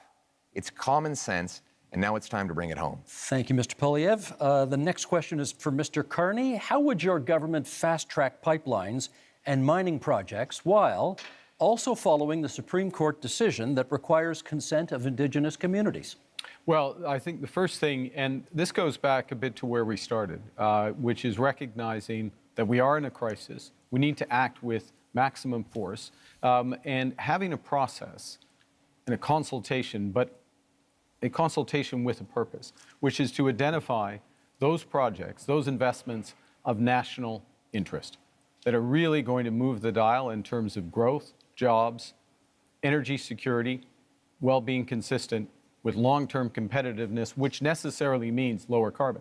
And so part of that process is ensuring that First Nations, Indigenous peoples, are there from the start. It also includes their ability to participate fully in those projects, and that's why, and I know I can tell, like, you've got to tell on when I've gone on too long, so I'll finish up, which is, that's why we're doubling, our proposal is to double the Indigenous Loan Guarantee Program to $10 billion. What does that actually mean? It means an ability for them to invest equity in those projects and be full partners. Thank you. My tell is my clock, and my clock is at 0, so that's how it goes. Monsieur Blanchet, do you still oppose pipeline construction in Quebec, even though a majority of Quebecers now apparently say they support it? We will know about that when we have held the debate about that, which has not begun yet. We are just beginning it. First, we are hearing very creative numbers, and we are being fed nonsense. And we will be back to it in a few minutes. But energy, trade, commerce is from south to north or north to south. And it's true in Quebec also. in a little more than 3 years, Donald Trump won't be in office, and there will be not one more pipeline having been built once we get there. So let's be serious, responsible, and we will be back with the numbers. We don't want to pay in Quebec for such monstrosities which will provide us with nothing. We now move to open debate, and you all will get a chance or have had a chance to get the first shot at this. Monsieur Blanchet, it is your turn to get the first shot. Canada has a substantial supply of critical minerals which are in high demand. Are you in favor of allowing these minerals to be mined? Of course. It has to be done properly. Quebec has probably the most important clean phosphate reserves in North America. In Saguenay-Lac-Saint-Jean, it is very important. It has to be exploited. This is the best way to use Paul Saguenay as an infrastructure that we need. We have lithium. Everybody needs lithium. Transportation has to be taken from oil to clean energy. This is what we want to be working on. It is part of the specifics of Quebec economy. So we are in favor of that. But we don't want to pay for the $30 billion which have been spent on oil and gas by the Liberals last year. It's $7 billion from Quebec. We don't want to pay for the $40 billion which have been spent by the Liberals on Trans Mountain. It's $9 billion from Quebec. Those are $16 billion of which not $1 has been spent in Quebec to develop a lot more power and wealth for Quebecers with our own money. We need to let the leader of the Liberals respond. Well, actually, I was going to pick up on the enormous opportunity that exists in Quebec, exists in Ontario, exists in the north of Canada, really exists across this great nation in terms of critical metals and minerals. We are have one of the biggest resources in this country. And it's not just an enormous economic opportunity, it is a strategic opportunity for Canada. So we have to make a decision, not just to develop it, but how do we develop it and who are our partners for it? Do we become more dependent on the United States, which is what they want? By the way, President Trump this week said he might put a tax on critical metals and minerals, just showing again the job is not to, and so the discussions to negotiate, if I may finish. Let him finish. Let me finish. So the opportunity includes in Europe and includes in Asia as our partners. Last point. In order to get it done, we'll put in place a first and last mile fund. So these projects are connected to road and rail so they can go quickly to market. And we will have all of the other fast tracking measures in place that I talked about earlier in terms of capital, timing, approvals, so that we can move quickly, we can be stronger at home, better. Always with Mr. the approval Singh. of I Mr. think Singh has the floor. we should absolutely take advantage of the fact that we've got incredible amounts of critical minerals in our country. And the way we do that is with any energy project or any project of this nature, make sure it's got the local community buy-in. It creates good jobs in communities, make sure we are meeting all our environmental needs, and we work with Indigenous partnership. And so I absolutely agree with that. I want to build on something Mr. Blanchet mentioned about the investments that this country has made. What I found very troubling is that the past number of years, the Liberal government record is one where we have spent the most subsidies compared to any other country in the G7 on subsidizing oil and gas. These are highly profitable companies. You voted for it. I think that's the wrong thing to do. We fought against it again and again. No, you voted for it. And then the Liberals have continued to do it. And so my question really to Mr. Carney is, will you commit to ending oil and gas subsidies? We should be using that to invest in people, not giving it to highly profitable oil and gas companies. Yeah, we talk. I promise Mr. Polyev the next, we'll come back and get that question answered. Mr. Polyev. Well, Mr. Carney, you point out that Donald Trump has a wrong-headed idea of putting a tax on our mines and our industry. And that is wrong. But so do you. You want to apply a massive industrial carbon tax on Canadian mines, Canadian steel mills, Canadian aluminum plants, You want to let them just Canadian oil and gas. And your idea is to double the tax that Trump is applying by hitting them a second time. This will do nothing for the environment. It will actually ship our jobs south of the border, So Mr. just Collier's plan is let them like pollute as much as they President want. Trump Not a good wants. My plan is to bring that production home here to Canada. For example, I will give a tax credit to low-emitting Canadian industry like Quebec's aluminum, for example, or British Columbia's natural gas, so that we not only bring home the production, but we do it below global average levels of emissions, so that we actually help the environment while bringing home the jobs for our people we have to let him at the same time. That is a sensible, pragmatic approach that puts us in charge of our economic destiny so we can stand up to the Americans from a position of strength for a change. Mr. Carney, we've got, hang on a second. I want to give you a chance to speak to Mr. Singh's criticism about oil and gas subsidies and Mr. Poilievre's criticism about the industrial carbon tax. Okay, I'm going to make 3 points. I'll make 4 if you want me to respond to that, but I want to make 3. The first is that I answered this question last night, but I think the puck had already dropped in the Canadians game, so not everyone heard it. Yes, end to oil and gas subsidies. That's why you need New Democrats. Secondly, I would have done it independently. Secondly, recognizing that the biggest component of that was the cost of building Keystone. Keystone, which is the pipeline which has helped to increase oil and gas oil exports rather by 50% in this country, that is an asset of the people of Canada. We own it. And the question of what to do it. So it's not a subsidy that has disappeared, it's actually an asset of Canada. The third point, though, in terms of where the oil and gas industry, particularly the oil industry, wants to and needs to go, which is to become low carbon in the production and transportation of oil. One of the big projects we need to move forward with is carbon capture and storage, the Pathways project, so that we have oil and gas that is competitive, not just today, 10 years from now and 20 years from now, as the world uses less. We want to have more market share. We need to do that. My government will move that. But by definition, a subsidy isn't when we buy a pipeline. I'm talking about subsidies that go to oil and gas companies. Independent, separate from the country, oil and gas companies. That's what I'm talking about. The figure you quoted last night included the cost of the pipeline. Do you want to address his point? Billions of dollars are spending. We got to stop spending. Sorry, can we get you to address his point about the industrial carbon tax? How much will the industrial carbon tax add to the price of a car? So the first thing I want to say is I'm going to address the broader point. The broader point is the entire absence of a climate plan from Mr. Poilievre, which, by the way, is going to put our industry and our country at a disadvantage as we're looking for new trading partners. Guess what? Most people want to deepen our partnership in Europe, in Asia. Those countries care about whether or not you've made progress. Second thing is, we're designing a program so that the big polluters pay Canadians at home for making responsible climate choices, for retrofitting their home, getting their emissions down, or improving otherwise. And that is smart climate policy. It's better for the big polluters, and it's better for Canadians. Pierre Poilievre. Mr. Carney didn't answer my question. I asked how much would an industrial carbon tax on Canadian steel add to the price of a car, and he won't answer because he knows that it will be very expensive because there's lots of steel in cars.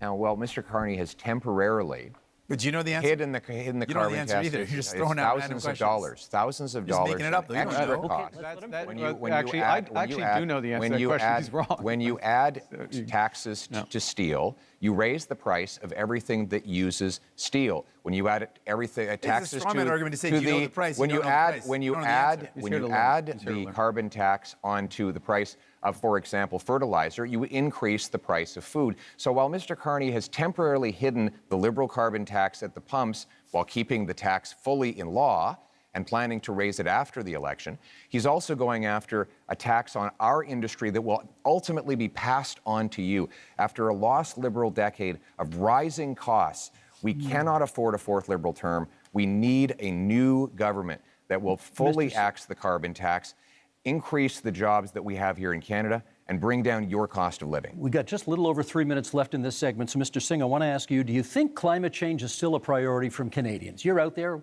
What are you hearing? Absolutely. You speak to any young person, and they think, we're seeing climate crisis in front of us happening right now. You speak to seniors who say, we used to be able to live in our homes without air conditioning, and now we're seeing heat crises in communities that never had worries about extreme weather. We're seeing flooding, we're seeing forest fires like never before. We're living in a climate crisis. So Canadians are absolutely worried about it. As soon as we come into a summer, we start seeing those forest fires again. It's top of mind for Canadians because they're living it, they're seeing it. And I want those Canadians to know, Mr. Carney is not going to end those fossil fuel subsidies unless I'm there to fight back. Mr. Poilievre wants to let big polluters pollute as much as they want, poison our beautiful land, our water, not true. and air. He wants to let them dump into our oceans. I'm going to fight back and defend our environment. Monsieur Blanchet, on the issue of whether or not people still care about climate change. I think people should be kept very informed about climate change because we are in a very strange denial situation about climate change, which still exists and is very expensive. And I'm sorry to crash your party, guys, but you are telling fairy tales. Clean oil and gas is a fairy tale. Large-scale carbon sequestration, sorry, I'm French, is a fairy tale. It does not exist. If Alberta wanted to exploit oil and gas and it were not a matter of pollution, I wouldn't mind at all. That's their business. Our own powerhouse in terms of energy in Quebec is clean energy. We are the best place in the world to achieve that. Our market is the northeastern part, Democrat part of United States. We want to keep our money to create wealth in Quebec for Quebecers. Let us be different because we can afford Monsieur to be Blanchet, different. let me give. I will get to you because I said I would. But you've taken a couple of hits here, and I want to give you a chance to respond to some of the things that people on this side of the stage have said. Thank you. Well, first of all, we do support protecting the environment. We want to ban the dumping of raw sewage into our waters. We want to hold large corporations to high environmental standards to protect our water and air. But we cannot do that by raising taxes and sending jobs overseas, as Mr. Carney is proposing to do. That has been the approach of the last 10 years of the Liberal government. What the biggest companies that develop our resources say is that we need to repeal the Liberal anti-development law C-69, a law Mr. Carney wants to keep in place. They say we need to repeal the industrial carbon tax and get rid of the Liberal energy cap. We need 6 months approvals in order to take back energy security and energy sovereignty. We can summarize that. He wants to conclude as much as possible. Hang on. Last word to Mr. Carney in this segment, please. Thank you very much. You know, I was born in Fort Smith in the Northwest Territories, just north of what the oil sands became. When I was born and when I was growing up in Edmonton, early days, it was a fairy tale, quote unquote. But you know what happened?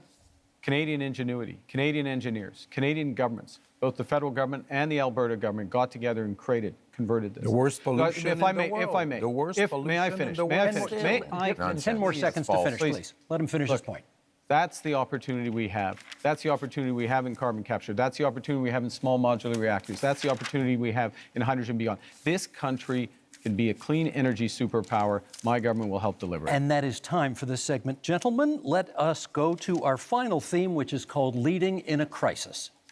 Here's a video summary of the four leaders speaking on Canadians know how to weather a storm. leading in a crisis. Through a difficult time. If, at the end of the day, we end up with the balance of power, Quebec is safer than it could be in any other scenario. Now is not a time for weakness. Now is the time to take back control. Canadians are always ready when someone else drops the gloves.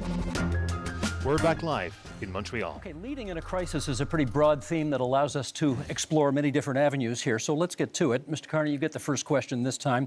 We haven't balanced a budget in this country in 17 years, and 10 of those years were under your party. You have pledged to get us to a balanced budget in 3 years. Question is, how? So let me put this in the context of leading in a crisis, which is, in a crisis, you got to plan for the worst. Worst is that the U.S. actually does want to take us over. Secondly, you got to have a plan to build, and that'll include a fiscal plan, and I will get to that in a second. The third thing is you need to respond in a crisis with overwhelming force. You need to think big. You need to move rapidly. The things we've been discussing today are a subset of what we can and should do as a nation, and we can deliver. And government can play a role, but its role has to be catalytic. And so our approach is that we will slow the rate of spending. It's been growing at 9% a year, operational spending, program spending, away from transfers, individual, 9% a year. We'll slow that to 2%. We will focus on a small amount of capital spending by the federal government in order to drive enormous private investment up to $500 billion by 5 years. Thank you, Mr. Carney. Ukraine surely constitutes a crisis. leading in a time of crisis. Mr. Poilievre, question for you. If the United States withholds support from Ukraine going forward, do you believe Canada should commit more to assist? I believe we should continue to support Ukraine. Our party supported donating missiles that the Canadian military was decommissioning. We supported funds and other armaments to back the Ukrainians in the defense of their sovereignty. We also need to rebuild our own Canadian military because the Russians want to make incursions into our waters. We'll be buying 4 massive Arctic icebreakers. I'll be opening the first Arctic base since the Cold War in Canada, CFB Iqaluit. We're going to double the size of the Arctic Rangers and fill the vacancies in our Canadian armed forces. We need a change to rebuild our military, which has been so disintegrated under the cuts and the mismanagement of the last 10 years. But we can have a change because we have the best soldiers, sailors, and airmen in the world, and they will have full backing from my government if you give me the honor of becoming Prime Minister. I may come back to that one in the open forum because I'm not sure we got an answer about Ukraine on that one, but okay. Well, going on. Monsieur Blanchet. The answer was yes. We'll get more details, perhaps, as we go forward. Monsieur Blanchet, given the U.S. trade war, should any talk of a referendum on Quebec independence be put on pause? That one is easy. It will happen only after the negotiation is over, and that's a good thing. I want to say I support the idea. We must help Ukraine, but we also must help the civilians of Gaza, and we must destroy Hamas, which is a terrorist organization. You know what? I don't want to be the leader of Canada. You will understand that. I don't want to be Prime Minister. But I can offer to be a partner, a responsible partner, a collaborative partner. If Quebec is respected in its differences, in its aluminum industry and lumberwood industry and culture and French language and values of secularity of the state, which is the price to be paid in order to have real equality, then if we are respected, we will be a partner, and then even Canada will be stronger in its negotiation against Donald Trump. This is what I am offering. Respect us. Mr. Singh, I watched last night's debate. You seemed very eager to talk about health care, so let's talk a little more health care right now. You have made many promises on health care.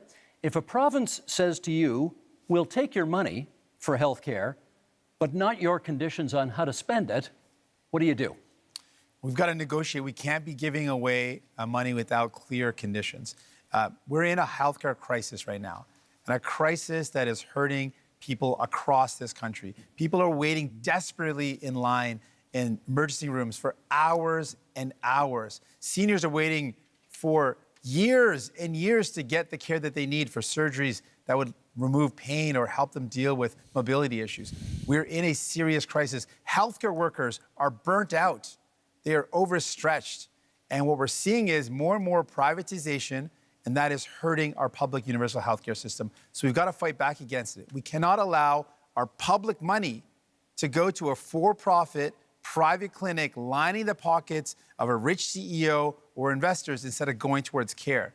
We need to make sure that we are investing in solutions where care gets to people, not profiting those at the very top. And so that's my commitment. I'm going to fight to make sure we defend our healthcare against the threats of Americanization and privatization. Okay, we now go to open forum debate, and perhaps, Mr. Poilievre, you get the first word here. This might be a good time to put a little more flesh on the bone of what you think Canada could do for Ukraine if the U.S. backs out. Yes, and my answer is that we should continue to support Ukraine. We don't need to follow the Americans in everything they do. When they're wrong, then we will stand on our own and with other allies.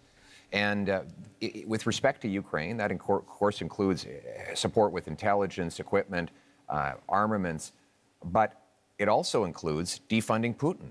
Right now, Vladimir Putin has a monopoly on the European energy market because, frankly, the Liberals blocked exports of Canadian natural gas off the Atlantic coast. They blocked multiple projects. I would rapidly approve those projects on national security grounds so that we can actually ship Canadian natural gas over to Europe, break European dependence on Putin, defund the war, and turn dollars for dictators back into paychecks for our people. Mr. Carney, you wanted to add? Well, I want to go to the situation in Ukraine because it's very important. We've been a steadfast, Canada has been a steadfast ally, and Canadians have stepped up, welcoming Ukrainians into their homes and supporting them in other ways. In my first month as Prime Minister, we joined the Coalition of the Willing to support Ukraine as the U.S. stepped back. So led by France, the United Kingdom, with Ukraine, number of European nations, Australia, ourselves, New Zealand. That's an example of how the new world is going to be. Canada participating in these areas and helping. It also means open trade. Mr. Poilievre voted against free trade agreement with Ukraine. It means aid for Ukraine. Mr. Poilievre wants to cut foreign aid, including for Ukraine, or not. He didn't mention support for aid for Ukraine. We have to stand by them. We have to be there, and this government has been. Mr. Singh. New Democrats absolutely support standing with Ukraine and will continue to do that. But I appreciate the opportunity in talking about leadership in crisis, talk about many of the crises that we're up against. And one of the crises we're up against in our country with the threat of Donald Trump, with the threat of the trade war, and with the privatization and Americanization of our healthcare system is the healthcare system. And what we have learned today, Mr. Carney mentioned slowing operation spending. That's a cut to services. He said his plan. He has a plan to balance the operating budget within 3 years. That's going to require massive cuts to spending. We calculated that at $43 billion in cuts. In fact, Rosemary Barton, when he was on the show on February 16th, he said he would cut spending. He said it would be in operations. He defined it as transfers in health. And finally, longtime Liberal and former House Leader Karina Gould said that Mr. Carney's plans would mean massive cuts. That's the only way to achieve it. So, Mr. Carney, do you think it is leadership to cut health care at a time when it is in crisis? I think it is wrong. We can't do that. We will not cut transfers for health care. We will not cut health care spending, full stop. But we'll Mr. have Carney, a detail, if I may. Who do we believe, Mr. Carney today, or the one he spoke on Rosemary Barton's show on February 16th, the one that repeated again that he would cut spending? Who do we believe? If I may, consistently said we'll preserve all transfers to the provinces, including the increases. We will preserve all the transfers to individuals, I won't detail them all, but they're. So we're looking at addressing an operational spend, which is about $150 billion. We will address that. We will make it more efficient, and we will do it in 3 years, and we'll balance that budget. Mr. Blanchet. I am 6 minutes behind Mr. Carney, so I will speak a little bit longer. First, I will support any initiative which will bring Canada aligned with Europe and NATO in order to be stronger and facing new threats. Good. I believe that 2% won't be enough. I'm not more in favor of war than anybody else, but we have responsibilities, and our main ally is removing himself from the stage. So we have to step up. We have to do our part. I want to go somewhere else entirely, however. I want to ask Mr. Carney, if we're speaking about leadership here, if Quebec and Canada were to say, you are not being given a majority government, there will be more conservatives than you would like, maybe more New Democrats than you would like, and more people from the bloc than you would like. Will you accept, because you don't seem to be very eager about that, to deal with people which basically are more experienced than you are, as legitimate as you are, and would be more representative altogether than you would be being alone in your little kingdom? And I want also to propose to you all guys that 1 week after the election, we all meet, whatever the result, and we start dealing with this crisis together, because this is what people, either they are from Alberta or Quebec or wherever, this is what people expect from us. Mr. Carney, is that something you could get behind? I look forward to meeting with everyone. You're welcome to come, Steve, if you'd like. Week after crisis, but also, but in all seriousness, that's not very respectful. No, but I'll that's come. not very but respectful. I'm coming. On peut jaser un peu. Okay, I will. Okay. I come to the core. On jase. Yeah. Okay. I'll come to the core. Look, in a crisis, yes, you need a team, and you need to bring the country along with you. So what I did in the first week was to bring the premiers together, meet with all the Indigenous leaders, and move forward in that context. Now The question is, who's going to lead out of this? Whoever leads out of this, if I may, Mr. Blanchet, merci, thank you. Whoever's going to lead out of this is going to need to work with all the provinces, work with Labour, work with Indigenous leaders, work with all Canadians to bring them forward in a united front. And if I make this last point, one of the things that has happened, which is a credit to those people at home, is that Canadians are coming together. And it's our responsibility to meet the strength of Canadian unity. Still lagging. I have one small point to make. Yep. You will be elected, if you are elected, in the parliament where there are other leaders. I don't know if he called you, or Mr. Poilievre, I don't know if he called you, but before yesterday, you have not spoken to me once, even if I proposed it so many times. But you say, I speak to provinces' leaders. You're not elected in provinces. You are in the parliament where people are to make decisions which might not always suit you. But this is democracy, which you don't know too much about. I'm going to jump in here because I'm noticing what the clock is saying, and you brought up Gaza earlier, and I think our audience would be interested in hearing your views on the other major international crisis facing the world right now. Before we get that, just to finish up on the healthcare, I just want to speak to healthcare workers right now who are deeply worried about the status of our healthcare system, to Canadians who believe and love our universal public healthcare system, to patients who are stressed out. If you're worried about which Mr. Carney to believe, the one today or the one who spoke on previous shows and said he would cut, vote for New Democrats, and we will fight to defend our healthcare. I think your supporters would really like to hear what you have to say about this question, and we have less than 5 minutes for it here. What role should Canada play in the other major international crisis in this world, in the Middle East and the war in Gaza? Pierre Poilievre, would you start us off on that? What role can Canada play? Well, first of all, we must condemn Hamas, and more importantly, the terror sponsors in Tehran who initiated the attacks, the horrific attacks of October 7th. We need to defeat the terrorists so that all the peoples of the world can live in peace and defend the right of, yes, Palestinians to have their own lives free from the oppression of Hamas dictators and Iranian intervention, while Israel has the ability to live in freedom and peace. But I also want to say, we need to get back to the Canadian tradition, which is that when people come to this country, they leave foreign conflicts behind.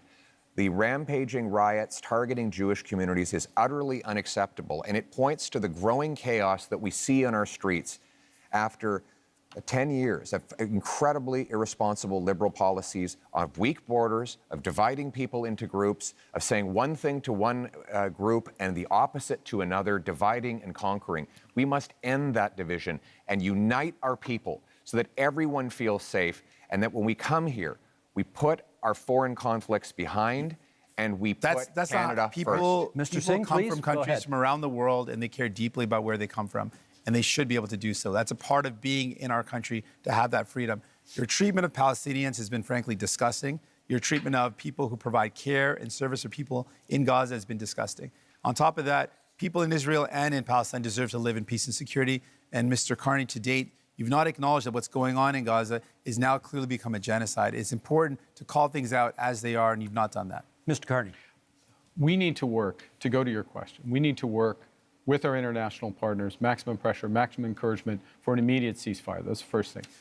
Encourage the return of all of the hostages. Resumption of humanitarian aid. My government put in place $100 million of humanitarian aid, which is ready to go. With respect to where this ultimately goes, yes, two-state solution, but it has to be a viable and free Palestinian state, living side by side in peace and security with the state of Israel. I will underscore one other thing.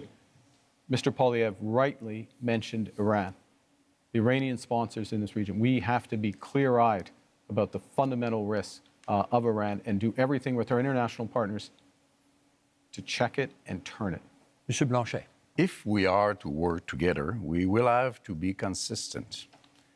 The Jewish community in Quebec and Canada is harassed by a very little minority of radical Islamists. And we don't do so much. The law in Canada says that somebody may invite people to be violent, to propose genocide against another people, if they can be hidden behind a religious motivation. They are in agreement with that, they are in agreement with that, they are in agreement with that. And we say it is a crime to invite people to violence and killing other people, and this is what is being done very often in Canada, in Quebec, with the approval of the Criminal Code of Canada. And we are saying this has to be changed. We have to change what we do before we want people elsewhere to change what they do. Last minute in this segment, Mr. Poilievre. This is about crises and leadership. And one crisis we have is in immigration.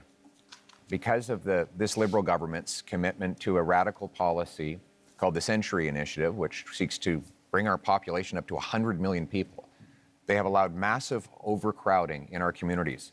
That has caused housing shortages, job shortages, Don't blame immigration and for the shortages. fault of your government. And if I could, the fact that you did sorry, not I didn't invest in interrupt housing, you. I did built not interrupt 6 you, homes. sir. I did not That's interrupt wrong. you. Don't It is- blame I do not people. blame. Your If I could, failures. Let him finish. I do not blame immigrants. I blame the Liberal government, which brought this policy on. And Mr. Carney wants to continue with the Century Initiative. This is crazy. We have to get back to normal levels of immigration, get rid of the fraud in the temporary immigration system, and ensure that the people who come here can arrive in numbers that we can house, employ, and care for. That's how it always was, and that's how we're going to restore it. Thank you, Mr. Poilievre. That is our time for this segment. Those are our 5 themes, but we are not done yet. We are entering the next section of our debate tonight, what we're calling the leader's choice, something a little bit different. Each of you will get the chance to ask a question, any question, of any other leader. You can then debate the answer, and each one on one will last for 3 minutes. So, Mr. Singh, you have the first option here. Who do you want to ask your question of? Mr. Carney. Go for it. Mr. Carney, as chair of Brookfield Investments, your company is one of the biggest tax dodgers in Canada. As chair, you approved decisions where Brookfield Investments bought up affordable homes, kicked out the tenants, and jacked up the rates. As Prime Minister, one of the first things you did was a tax cut that helped out mostly millionaires. And you have a plan to cut services for people. Now, I expect that of Mr. Pierre Poilievre and the Conservatives. That's very much a Conservative plan. But my concern is that doesn't sound like what people want for a Liberal leader. So my question to you is, Mr. Carney, whose side are you really on? Thank you very much for that question, Mr. Singh. I'm on the side of Canadians. I'm in this for Canadians. I work for Canadians. But your track record doesn't show that, though. No, I have a track record of public service for this country. Go back to something Mr. Blanchet referenced earlier, which is have I resolved any crises? We're in Quebec. If you ask anyone in the finance industry, if you ask anyone in government in Quebec in 2008, they'll know that I resolved the biggest crisis in Quebec. Yeah, you won't have fun. On y va. Good, but 60 million. But I'm This in is for fairness these two only. with Mr. This is Singh. for these two. Mr. Singh. Yes, I have had a long career in the private sector. I'm proud of that career. I've always acted with integrity, and it brings me with experience that I can apply But no one's in this questioning your moment, integrity, in moment sir. of crisis. And you certainly have served the country. But the problem is, who have you served? You've served to benefit those at the very top. You jacked up the price of homes for people living in affordable homes as a strategic decision. You dodged taxes. And then your decisions as Prime Minister show you're not prioritizing people, but you're prioritizing big business, billionaires. So what have we done as a government directly? So we've gone directly to workers using all of our proceeds from the tariffs, committing all of them for workers, the workers most affected in But the industries. employment insurance isn't high enough. Unlike others who But the amount, plan though, to let's talk about use them to cut taxes. We are the amount focused of on. the EI is not high enough, though. You have to accept that. Right now, there will be additional programs. I am fully confident that the next government, whatever government is formed, or certainly if I'm in the next government, we will make additional programs. But you didn't do that for so those far, workers. though. Well, I can't. You could have. You couldn't, given that we're in an election process. You could have increased the amount, though. May I make a core point here, if I may, which is that when you think about workers here today and people watching at home, particularly younger people, there is an enormous opportunity in the trades, in the skilled trades. We are going to build this country in a way that has not been seen before. We are literally talking about hundreds of thousands, not jobs, but careers But I in think the people are trade. worried, Mr. And Carney, that's that- why we're investing in apprenticeships and mid-career But I training. think people are worried, Mr. Carney, if New Democrats aren't there to force Liberals to make sure they remember about people they will forget. Gentlemen, that is time. Thank you for that. Monsieur Blanchet, you have the next question. To whom would you like to put it? Mr. Carney, you avoided quite, I would say, skillfully the questions of Mr. Singh. But first, let me correct something. In 2008, not so much by your decision, $10 billion were given to car industry in Ontario, while 60 millions, not billions of dollars, were lent to lumberwood throughout the whole of Canada. I don't believe that's the right way to manage a crisis, since you did not recoup the money from the car industry. Then, you have been the manager of Brookfield. It's supposed to be a green investment fund, but we now know that 50% of the investments of Brookfield is in fossil fuel. It's not so green. You seem to want to support oil and gas industry. That's interesting. You want to support prefab housing, and it's also in the investments of Brookfield, but not in Canada. You want to support nuclear power, smaller reactors, which are more dangerous, by the way, and Brookfield has investments in Westinghouse. You have hidden the money of Brookfield in Bermuda and Cayman Island, $30 billion. Billions of dollars lost for Canada. Blanchet, You are you gotta give having them your some time to answer. taxes being paid by families, workers, elders in Canada and Quebec instead of paying your own taxes. So I want to know, will you, before the election, reveal all the details of your assets, as Mr. Singh has done, as Mr. Poiliev has done, and as I have done? We have a right to let's know let him answer. under those circumstances. Let's let him answer. Well, the first thing is, I want to say a word about, I'll say a word about Brookfield. You know, this is a Canadian success story. It is the largest infrastructure investor and developer in the world. It is one of the largest, if not the largest, developer of renewable power in the world. And who benefits from that? That's Canadian pensioners. That's Quebec pensioners. That is teachers. That is firefighters. It is a series of people, including individuals on this stage, benefit from that. Now, always acted with integrity, served the shareholders of Brookfield when I was there. I have left that. I have followed all the rules well in advance. So let's I have followed reveal all your the assets. rules well in Let's advance. reveal your assets like we all did. And working for the people of Canada. What do you own? Why don't you tell Canadians and Quebecers what you own? Monsieur Blanchet, we're moving on to Mr. Poiliev now, who has his opportunity to ask the question of whomever he'd like here, and that will be? Mr. Carney, but if I could begin by setting the stage.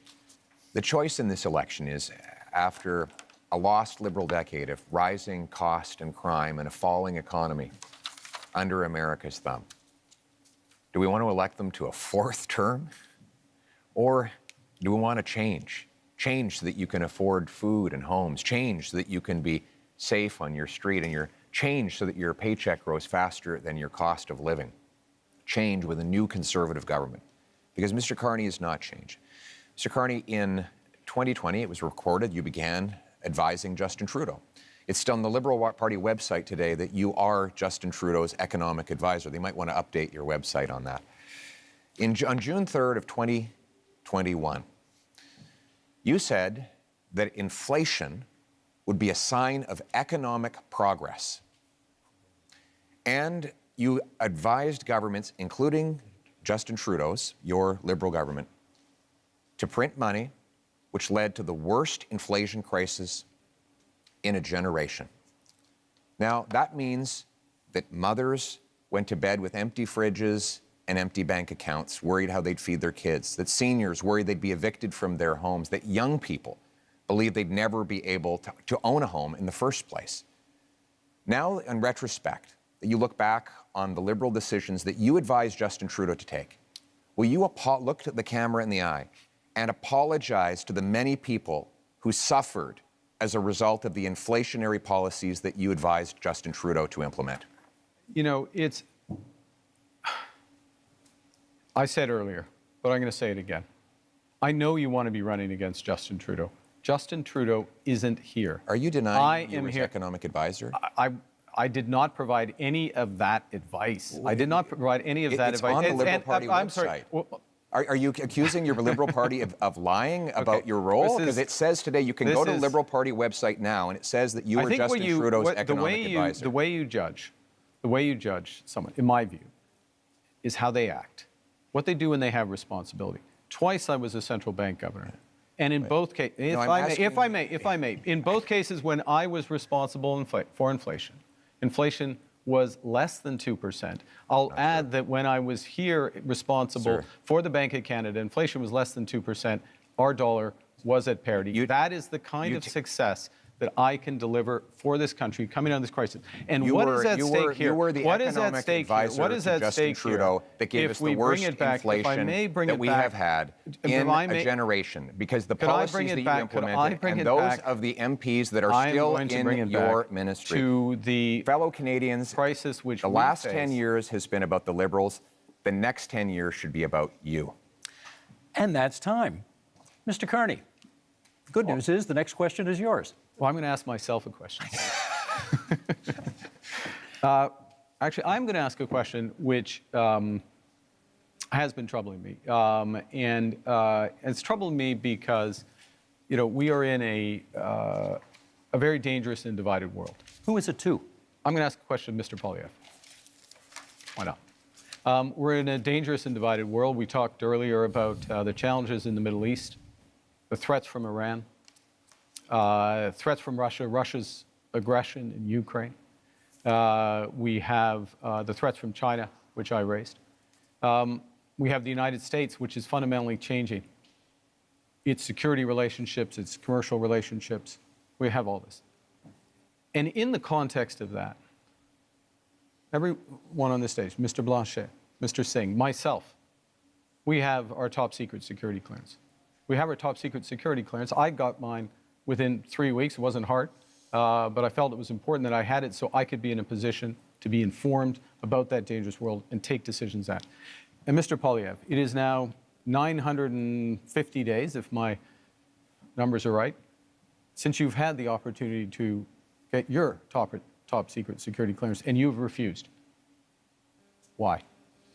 Well, first of all, I have got my security clearance when I was a minister. I got top secret clearance at the time, so there's no problem getting that.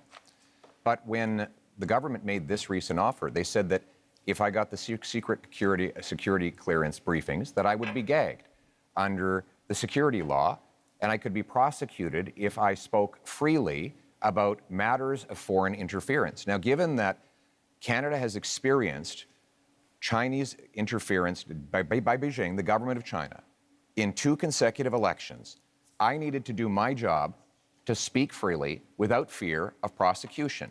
And that was not something I would be allowed to do. Even Thomas Mulcair, the former leader of the NDP, said that when he was the leader of the opposition, he never would have accepted the kind of gag order that your government and Mr. Trudeau's government was attempting to impose on me. And it's good that I'd made that decision, because it has allowed me to speak freely about things like the case where one of your candidates, sir, actually said that he wanted to send a political opponent to China under a bounty threatening his life or imprisonment, and you refused to get rid of him. Now, it might have something to do with the fact that you went to China not long ago to get a $250 million loan for your company, but the reality is you refused to stand up for a Canadian who was being threatened by a foreign government, and I was able to speak freely on that matter because I refused the gag order that the Liberal government attempted to impose on me. Well, there's a couple of interesting things. I think people at home have seen a robust debate here, and it's been a robust campaign, and it has not stopped Mr. Blanchet or Mr. Singh at times during his campaign by making challenges with respect to these issues. So one can address it. I will observe, as someone with a top secret security clearance, that China is not the only country that is accused of foreign interference.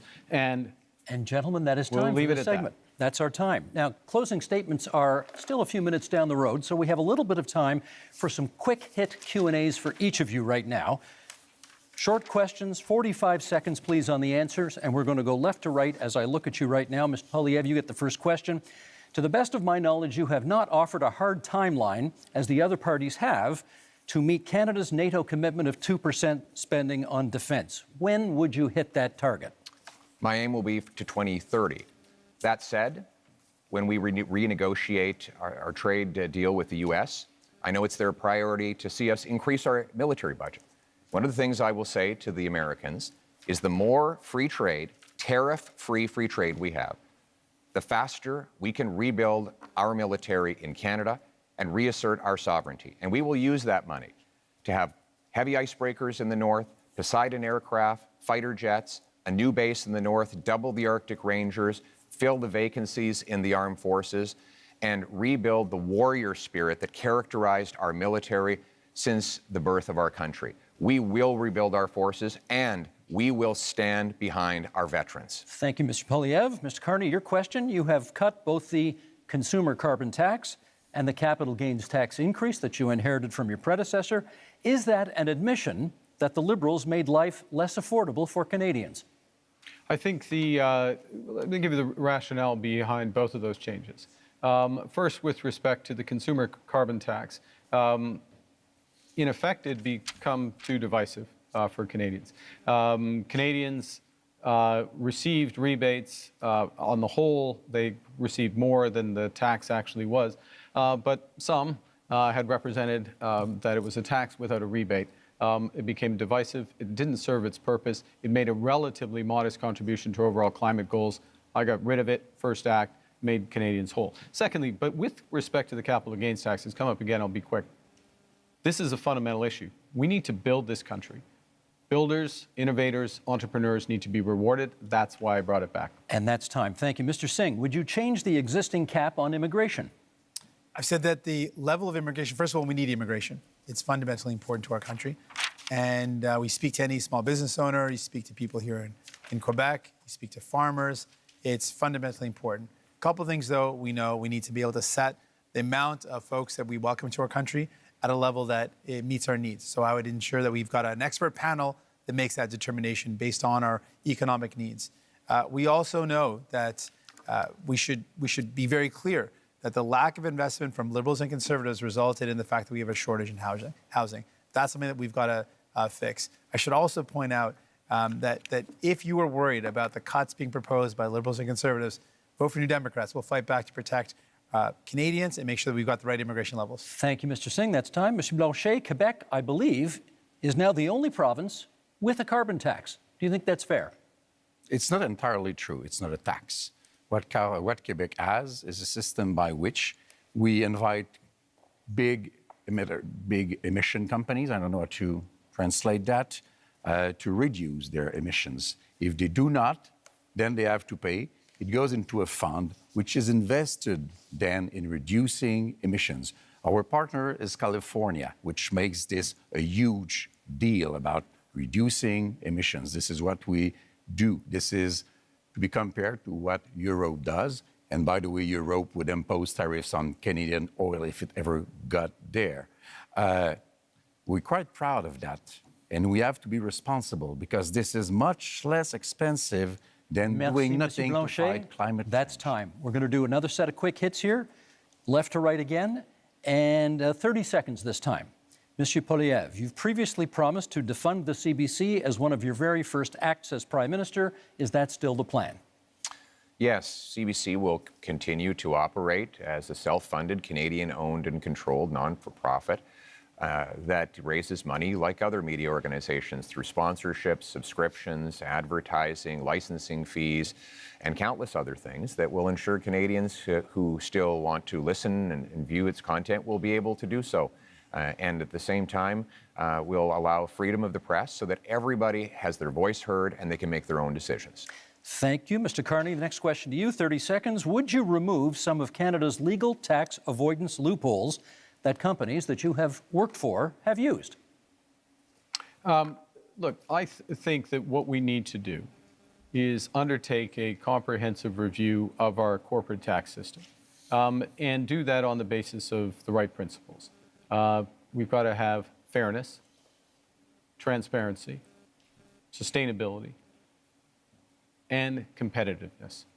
So we need a tax system, a corporate tax system, including being part of an international minimum corporate tax through the OECD. And that is time. Mr. Singh, the question for you is, if you hold the balance of power after this election is over, what would your price be to support another party? We've laid out our priorities. We want to make sure we bring down the cost of groceries, build homes that people can afford. I can also tell you that we would defend CBC, unlike Mr. Poilievre, who wants to cut it, and we would close tax loopholes and offshore tax havens, even though Mr. Carney didn't respond to that, and selling stocks and shares to make profits and then having less taxes on that is not hard work. And so those aren't the job creators. The people who are job creators are the hardworking men and women that contribute to our economy. Thank you, Mr. Singh. Monsieur Blanchet, kind of the same question. If you hold the balance of power in the next minority parliament, if it is that, what would be the price of your support? Respect for Quebec. That's quite easy. I don't want to go against what Canada wants to do for itself, but I don't want Canada to impose an economic vision or a multiculturalist vision on Quebec, which is different in terms of language and values and secularity and equality between people. So I want to be a partner, and if Quebec is respected, Canada has nothing to fear from the Bloc because we vote for what is good for Quebec. It only has to be good for Quebec. Thank you, Monsieur Blanchet. Now, we have one last question for each of you. We'll go right to left this time as I look at you. Bit of an offbeat question. Monsieur Blanchet, what is your biggest regret during this campaign? That's a very good question. I'm not very fond of regrets, I would say, but we should have started sooner to see that we had to create the environment for a deal in which Quebec and Canada would be, one bigger than the other, but partners to be stronger in front of Mr. Trump and showing that maybe nobody here is the partner to let go alone without being surveyed or controlled or supervised by a Quebec voice. Thank you, Mr. Blanchet. Same question, Mr. Singh. Your biggest regret of this campaign? Not being able to meet as many people as I would love to have. It's a short campaign, and so I can't get to as many communities that I wanted to. I think one of the honors of my job is to be able to meet people and to hear their stories, and then to take their stories and concerns and bring them to Ottawa and to fight for those people. And so I want you to know, even if I haven't made it to your community, I'm going to fight like hell to make sure that you're represented, that we never let any government cut our health care, that we defend the values that we care so deeply about. We make my life more affordable. That's my commitment to you. Even if I didn't get to see you, that's my commitment. Thank you, Mr. Singh. Mr. Carney, same question. Biggest regret of the campaign? To be honest, it's the same answer. This is an astonishing country. It is an amazing country. And the opportunity and the responsibility that comes with it of being with Canadians, hearing their stories, their challenges, drawing strength and ideas from them, and working to be part of the solution is the greatest honor of my life. But the regret is that it is also a big country, and it is a short period of time. Mr. Poilievre, last word to you. I actually agree with these two gentlemen. I had a rule that at all my rallies, even when they're really big, I would stand in front of a flag and greet every single person and hear their stories and learn their struggles. And that was always touching to me, that they would put their faith in me or in any of us. Yep. But we've been in such a rush because we have to get off to the next event, so we haven't been able to stop and do that. And I want you to know out there, I haven't forgot about you. Thank you.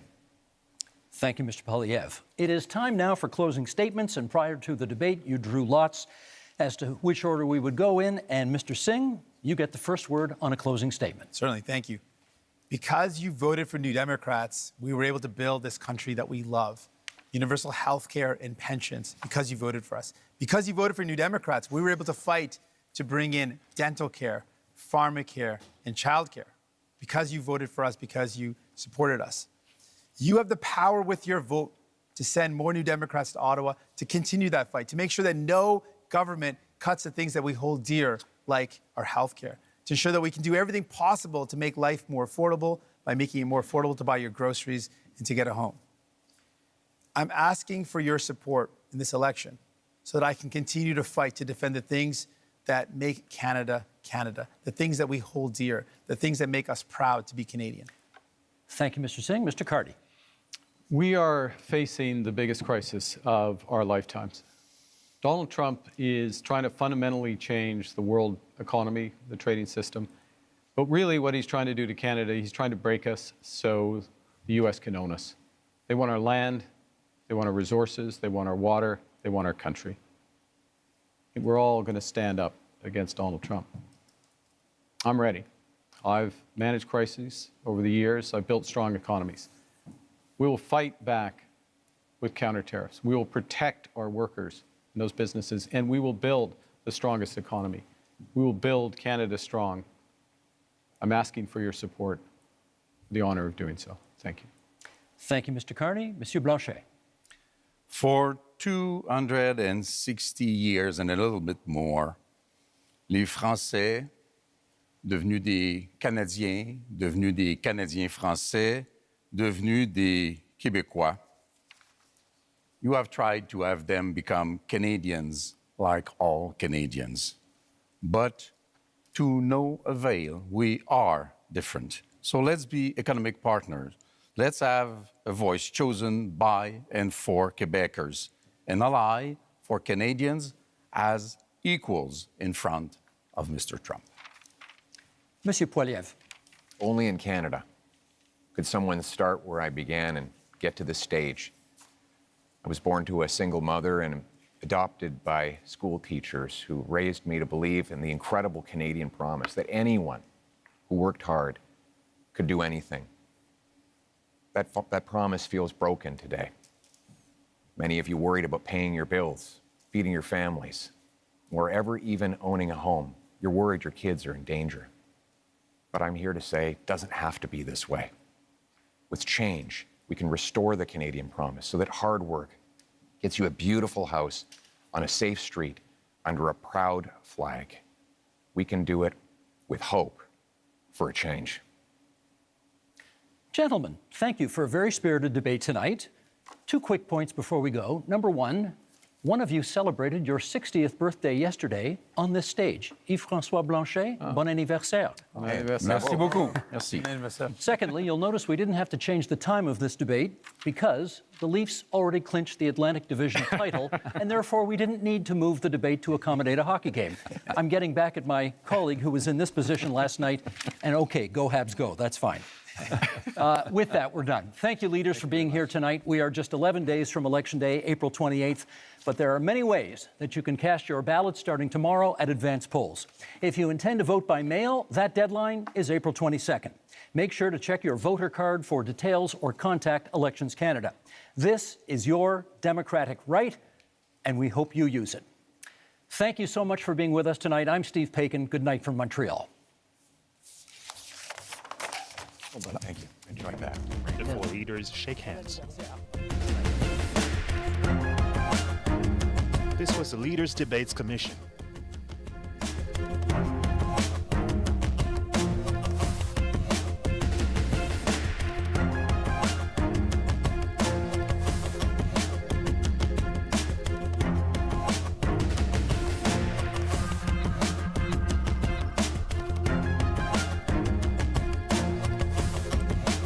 This was the 2025 Federal Leaders Debate.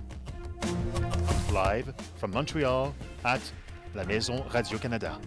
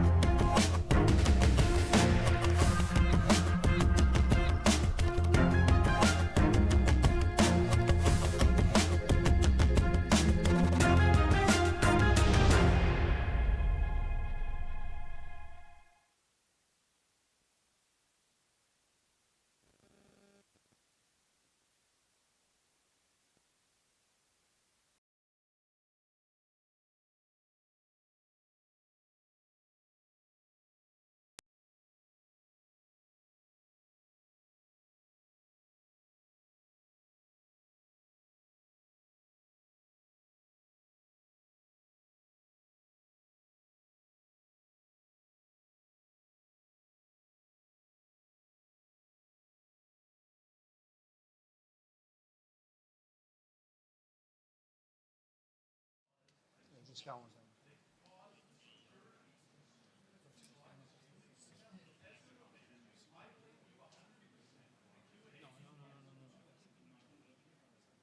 Oui, tout à fait.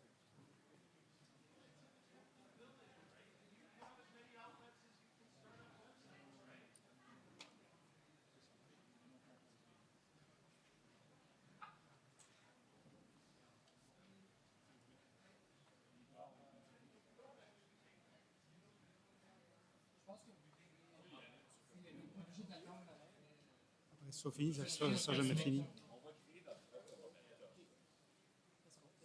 Ben là, j'annonce, puis dire que c'est fini, puis que la salle est ouverte jusqu'à 11 heures pour travailler. Allô? Bonjour? Excuse me? I would like to make an announcement, if that's possible. Je voudrais, s'il vous plaît, faire une annonce. Alors, écoutez...